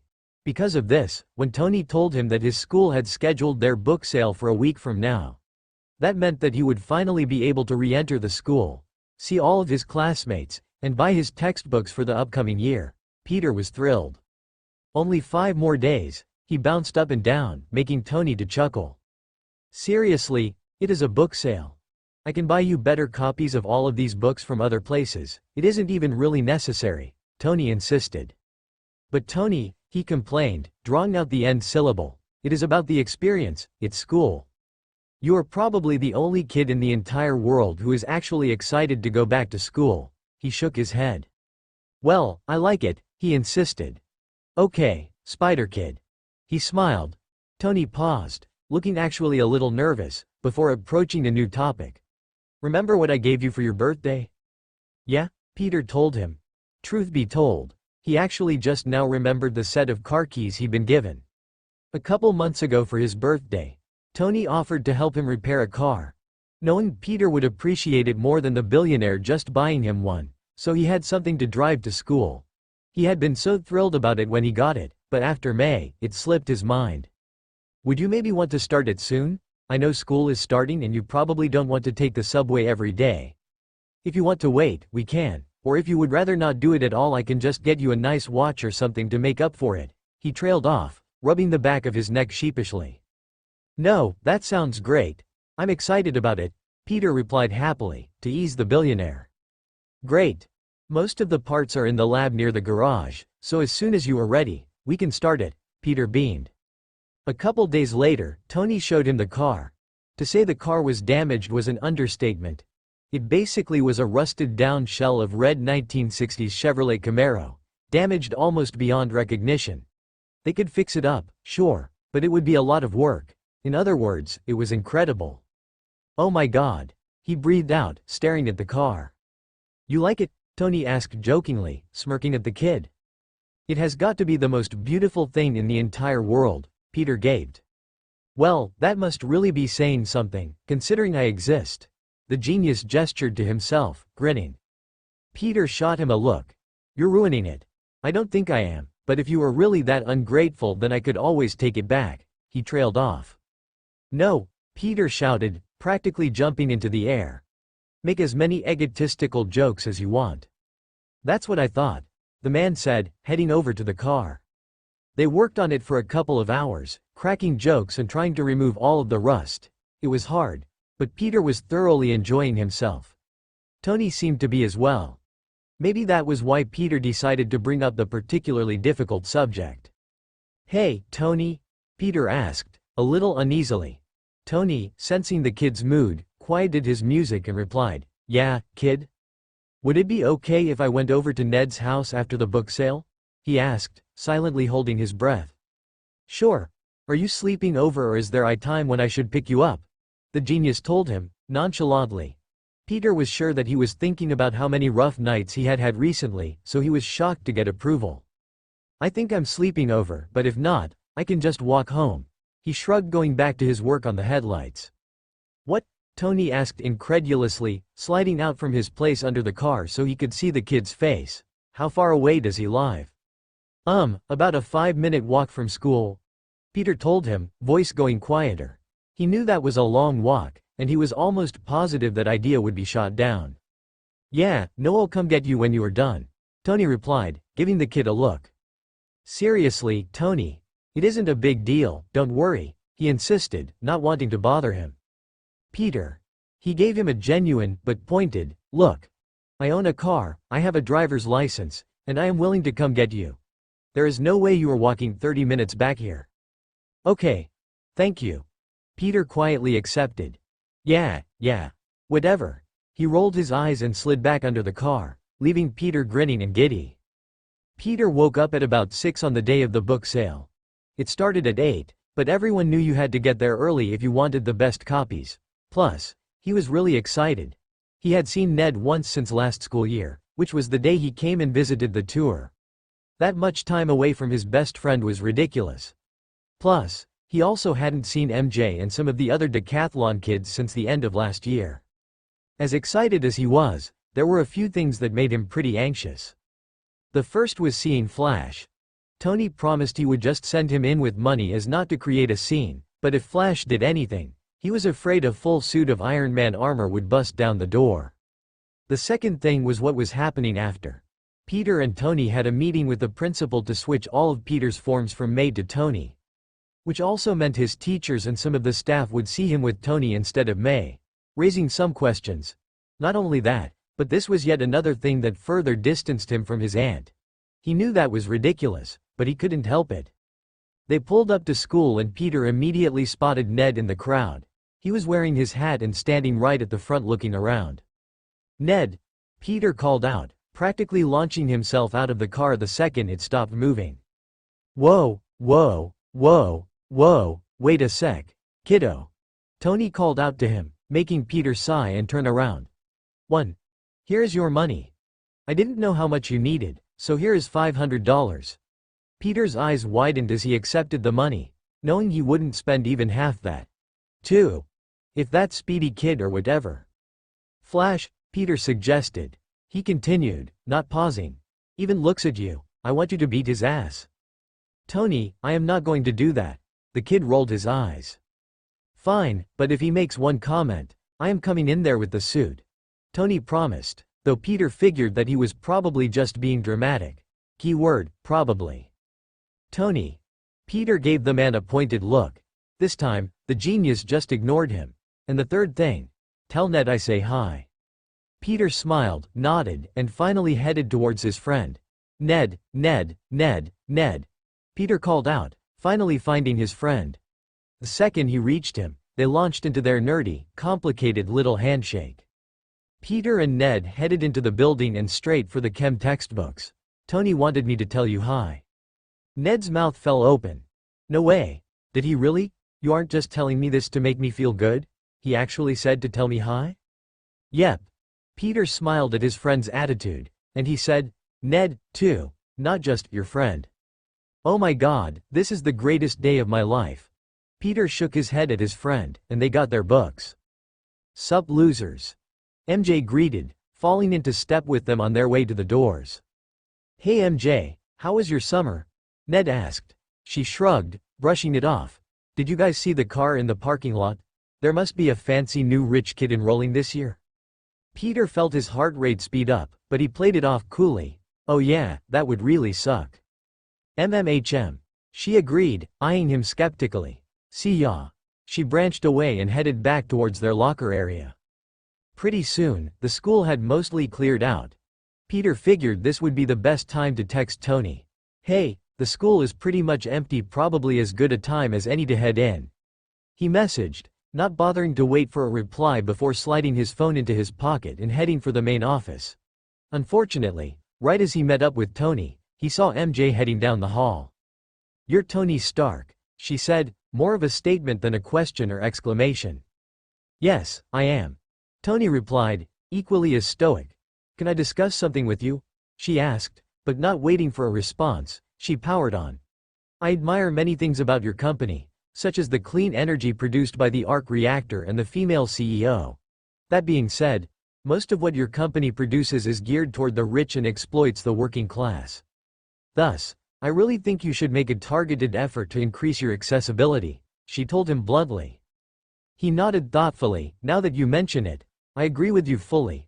What do you propose I do about such things? She looked almost stunned for a second, before suggesting, while I know you have many charities in your name, I do believe that you could do more considering the wealth your company accumulates. In addition to that, you should make products more available and offer more internships to the underprivileged youth. Wonderful. He gave her a genuine smile. Here is an email that will put you through directly to my head of funds. I am sure she would be more than happy to have help on such things if I notify her first. I will shoot her an email tonight and you can probably contact her by the end of the week. She nodded, looking almost excited, at least her version of it, which made Peter smile. Then, she seemed to finally notice Peter, who had been slightly hiding behind Tony. Oh hey, Peter. Internship thing. He panicked for a second, unsure of what to tell her, before Tony stepped in. Actually, jumping off from what you said earlier, I did plan to offer more internships to students here. I have a meeting with the principal soon and just happened to run into Peter. She nodded before giving a slight wave and exiting the building. Peter sighed, thanks, Tony. Of course, kid. Now, let's head inside. He steered Peter towards the door. They didn't have to wait long at all. By the time they had entered the front office and gotten settled into the waiting chairs, Principal Morita was out to greet them. Tony shook his hand, and they were led back to the office. His principal reviewed the request forms and information provided with raised eyebrows. So, let me get this straight. The principal asked, leaning forward. You're here to transfer all of Peter's information away from May? Yes, sir. Here is my identification and my legal guardianship form if necessary. Tony coolly replied, sliding the papers across the desk. All right. If I may ask, what happened to Mrs. Parker? He pressed, making Peter even more anxious. Car accident. Tony replied simply, before changing the subject. In the same regard as the original emergency contact forms, I trust that this will stay between us and only be revealed if absolutely necessary? Of course, Mr. Stark. They both stood up and shook hands, leading Peter to stand up as well. Bye Peter. I'll see you next week. They exchanged a small, albeit forced, smile. Tony and Peter headed back out to the car, feeling a light drizzle of rain upon them. How are you feeling, kid? Peter shrugged, causing Tony to press a bit more. Are you okay with what happened between you and your friend? MJ, was it? He nodded. How about everything with the forms? He shrugged, which let Tony know that that was exactly what was bothering him. Come here, Pete. He wrapped him into a brief, but genuine, hug and they continued to the car. Listen, I know this is hard. It'll get easier. Also, just because she is no longer the school's contact, doesn't put you any farther away from her. Okay? I was already a contact for you. Just now I am the primary one. It isn't taking May away, it is just a promotion for me. Does that make you feel any better? He asked softly. They had reached the car already and now they were sitting in the seats, not yet pulled out. Yeah, Peter replied, just as softly, and wiped a stray tear from his face. Thanks, Tony. He gave the kid's shoulder a comforting rub and pulled out of the parking lot, telling him, "Of course, Pete." They reached Ned's in about 2 minutes. "Okay.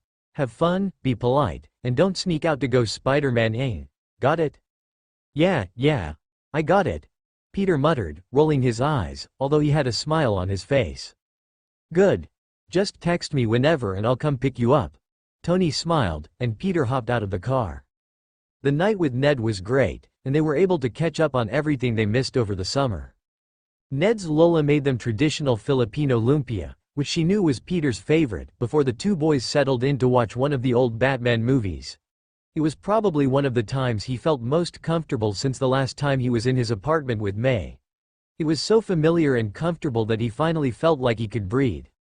By the time he settled into the bottom bunk in Ned's room, he had himself convinced that he may actually be able to make it through the night. Of course, things could never be that simple. At about 1 in the morning, he had a nightmare. He was afraid this would happen, as he was separated from Tony, but he figured because he was with Ned it would be okay. Nope. Surprisingly though, it wasn't the car crash dream. It was the vulture dream again. He hadn't had one of those in a few months, so he wasn't expecting that. He shot up in a cold sweat, waking just before a scream could escape his lips. He felt that pressure of the building on his chest, the feeling of helplessness. Although, this time, to make things worse, he felt the absence of Tony. Tony hadn't come. He knew that Tony hadn't come in real life, but this was different. What really happened is that Tony didn't know. He doubted that Tony even knew now. But in his dream, it was that intentionally Tony wasn't coming. He was stuck. He knew it was too early to call Tony. The man would be asleep, or at least getting ready for bed. Definitely not up for trying to talk Peter out of a panic attack. But something about the haunting conversation replaying in his head made him press dial. "Mr. Stark. Mr. Stark. Tony, please. I am down here, please come get me," Peter screamed, far beneath the surface of the rubble. Adrian Toombs could only chuckle. "Tony isn't coming for you, Pedro. Can't you see? You're stuck here all alone. Poor little spider baby." Peter tried to slow his breathing, tried to focus on the phone ringing in his hands, tried to shove the vulture's words out of his head. Seconds later, he could see the call connect. He put the phone up to his ear. "Tony?" His voice was way smaller than he would have liked to admit. "Peter, is everything okay?" Tony asked, seriously concerned. I woke up, I can't, he struggled to find the right words. "Did you have a nightmare?" Tony asked, recognizing the signs of an incoming panic attack. Peter nodded, not understanding in his frantic state that Tony wouldn't be able to see him. Rate it. After the first couple of times he got nightmares, they set up a system where Peter would give a number for how bad it was, so they knew how to handle it. 1 was just an odd dream, while 10 lead to almost complete dissociation. He only had 1 10 that he could remember, which was lucky. This one was getting close, though. 8. Peter said, unable to breathe at this point. He stood up, which made him very dizzy, and headed to the bathroom, so he didn't wake up Ned. "Oh, shit, Pete. I'll come over right now and get you. Then we can curl up on the couch, put on Star Wars, and eat ice cream." "Okay, I need you to breathe for me. In, out, in, out." He could hear Tony getting in the car on the other end, and Peter tried to breathe with Tony's voice. The older man continued talking to give Peter something else to focus on, or we don't have to watch Want. We can head back to the music room, and I can play that song from Hamilton you like, and you can curl up in all the fuzzy blankets. That would be okay, too. We also can head down to the lab, and Bruce might be able to join us. I saw him about an hour ago. What do you think sounds good? "Maybe the music room?" Peter asked, feeling better at that prospect. He always liked music and that helped calm him down. "Okay. Music room it is. Why don't you get your stuff together? Write Ned a note, and wait outside. It isn't raining right now and it's a nice temperature. That might help ground you some." Peter stood up to follow his instructions. "I am less than 5 minutes away." "Okay," he whispered. "We can head down to the music room, and I'll play whatever you want for as long as you want. And you'll feel better? Okay?" Tony paused, taking a deep breath. "I'm here, kid." Peter walked down the steps and Tony wrapped him in a tight embrace, whispering in his ear. "It's okay, kid. I've got you. Everything is okay." I had fun with Ned, and I can't do this every night, Tony, I can't," he whispered, practically breaking down. "I know, kid. I know, it'll be okay. It'll get better. I promise," Tony whispered back, hugging the kid even tighter. They stayed like that for a few more minutes, in the middle of the night, the rain starting to drizzle above them. Tony stood at the counter, staring at the empty hall. Waiting. His coffee was cooling in his hands and the tall stack of pancakes sat beside him. Peter's fast metabolism requires him to consume more calories, and since he would be at school, he needed a big breakfast. He checked the clock again. 7:40. Anytime now. Tony, Tony, Tony, Tony, Tony, Tony, Tony, Tony, Tony. Peter came running down the hall, practically sliding into his seat, his socks slick against the hardwood floors. "Yeah, kid?" Tony asked, nonchalantly. "Do you know what today is?" Peter gave him an intense, but excited look. He feigned ignorance. "No, what? It's the first day of school," the kid shouted, grinning happily. "Oh, right." The genius pretended to remember, tapping his chin thoughtfully. "You're messing with me," Peter deadpanned, frowning at him. "A little bit." He gave the kid a smirk and turned around to fill up his coffee. "Come on, Tony. I have only seen my friends like, twice, all summer, plus, this means decathlon is starting up, and science olympiad, and mathletes," the teenager explained, practically shaking. "Wow, you are such a nerd," he rolled his eyes, jokingly. "Shut up. You would feel the same as me if you were in my position," Peter insisted. "You're right, but I'm not, so I can make fun of you all I want." Tony shot him another grin. "Just let me live my life," he muttered, reaching out to start loading a plate with pancakes. "You are such a drama queen. Just sit down and eat breakfast so you aren't late." The older man shook his head and passed him some silverware. "Oh, right." He sheepishly accepted the utensils and stacked some of the pancakes on a plate. "So how do you want to get to school?" Tony asked him, finishing another cup of coffee. Can I walk?" Peter suggested, shoveling in more food. "I'm not sure why you like to walk places so much." "Because I need the fresh air, and it's fun," he explained, using wild gestures to prove his point. "Yeah, okay, whatever you say. But you can walk if you want to get to school 30 minutes late. You need to be there in 45 minutes, and you're still in your pajamas with half of your pancakes left." Tony gestured casually to the boy who indeed was wearing Iron Man pajamas, had wild hair, and 3 pancakes left. "Oh, then yeah, maybe not," he admitted, eating another pancake. "But anyway, do you want me to drive you?" he offered, kindly, and hopefully, not that he wanted to admit it. He did want to be able to see him off on the first day of junior year. "If it's not too much trouble. I know you have meetings later," and Peter started but was quickly cut off. "Be ready to go in 30 minutes, and I'll meet you at the car." He gave the kid a small smile and put all his dishes in the sink. "Okay, thanks for breakfast," Peter told him, cutting up his last pancake. "You're welcome," Tony chirped, plucking a couple of pancake pieces off of his plate. "Hey," Peter protested, but the billionaire had already walked down the hallway towards his own room. 40 minutes later, Peter arrived at school. He entered the building with a little bit of a different attitude than when he woke up, as now that he was finally here, it wasn't as great as he remembered. Immediately, he was taunted by Flash and knocked into the lockers by passing cheerleaders.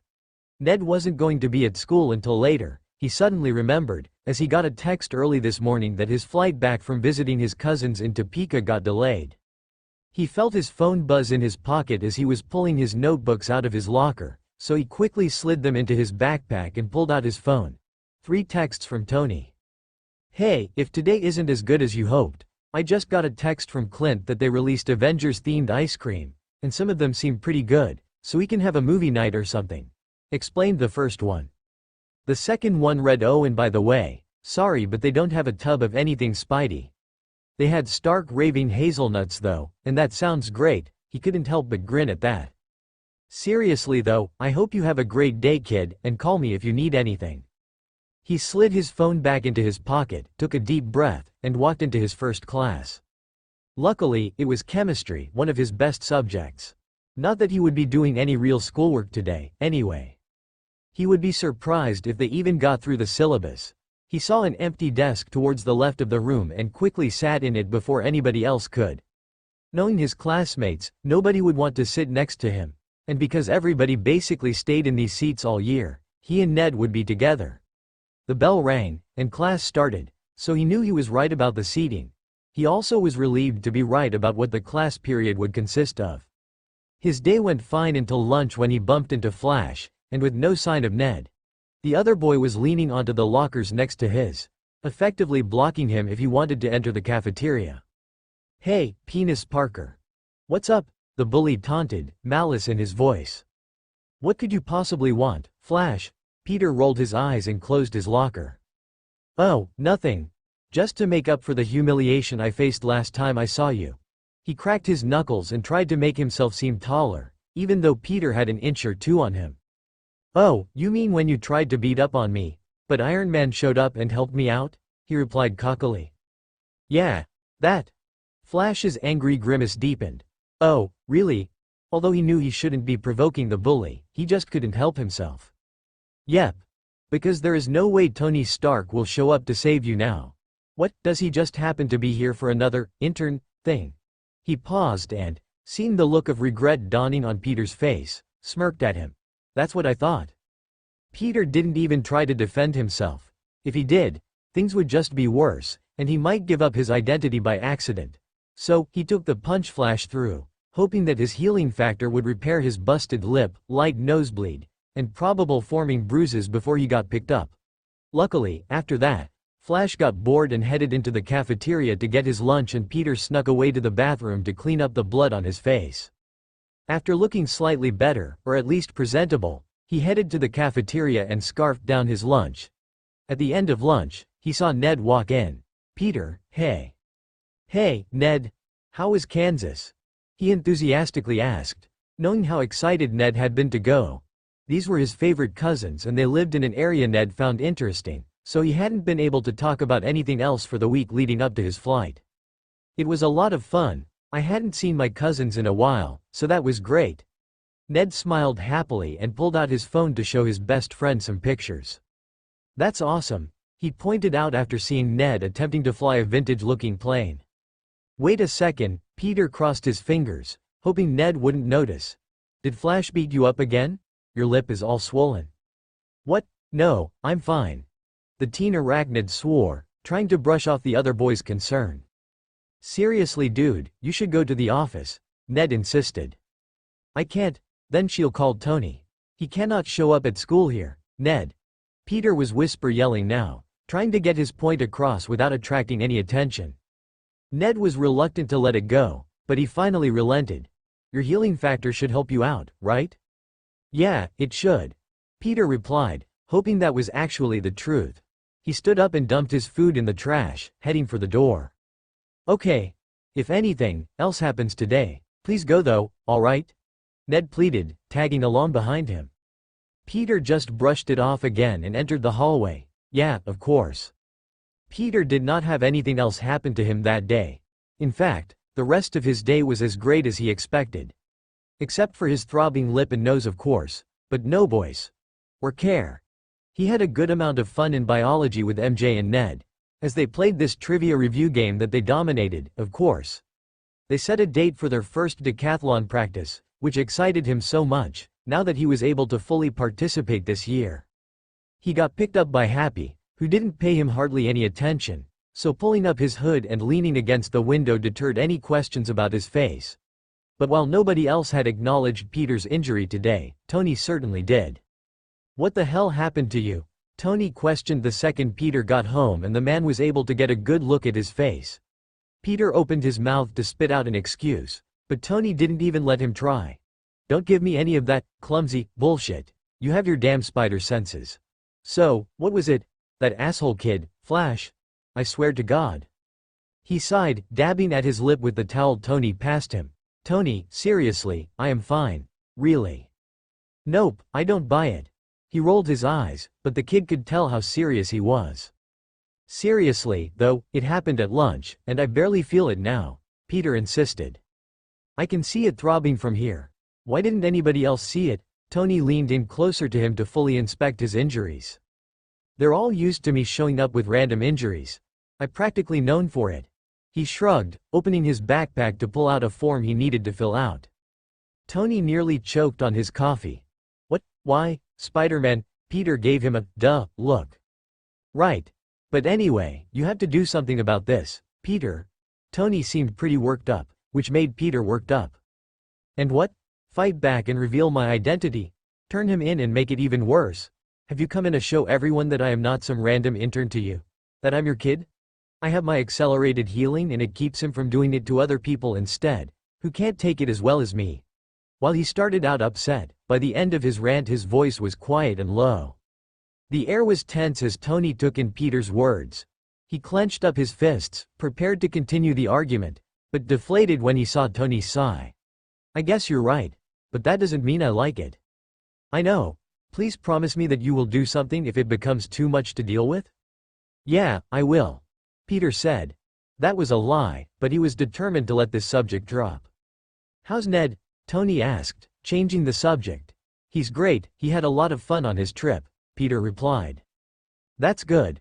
How was the rest of your day? So much fun, the kid grinned. Tony glanced over at him and smiled. As good as you hoped? Definitely. Peter paused and glanced at the billionaire. Do you mind if we watch TV tonight and eat ice cream out of the tub anyway? Of course. That sounds great. Want to patrol for a little bit first? He offered, likely already knowing the answer. Oh my God, yes. Peter smiled even bigger, if that was even possible. Okay. You can suit up when you get home but be back by dinner, Tony offered. Got it. The kid nodded. Pretty soon after, he was swinging through the city. Woohoo, he yelled, swinging around a corner. Man, he had really missed constant patrols. Maybe now that school was back in session, he could do his after-school patrols like he did with May before going home. That seemed like something Tony would be on board with. He quickly spotted a robbery of a convenience store and swung down to help. Luckily, they seemed to be amateurs and he ended it quickly. There were a couple more minor thefts, one robbery, and a lost old lady. He was back right on time for dinner, and not sporting any injuries. Nice of you to show up, Tony teased. I'm only 2 minutes late, come on, Tony. Yeah. Just sit down and eat. They finished their Chinese food and started their show. They were halfway through their second episode of Brooklyn Nine-Nine, when Tony's phone rang. He stood up, pulling his phone out of his pocket. Hey, sorry kid, it's Steve. Is it okay if I take it? Yeah, go ahead. Do you want me to pause it? The kid offered. Nah, it's fine. He waved him off and Peter shrugged, turning back to the TV. Tony headed into the other room and the second he answered the phone he heard Steve's voice on the other end, erratic and panicking. Tony, we need your help.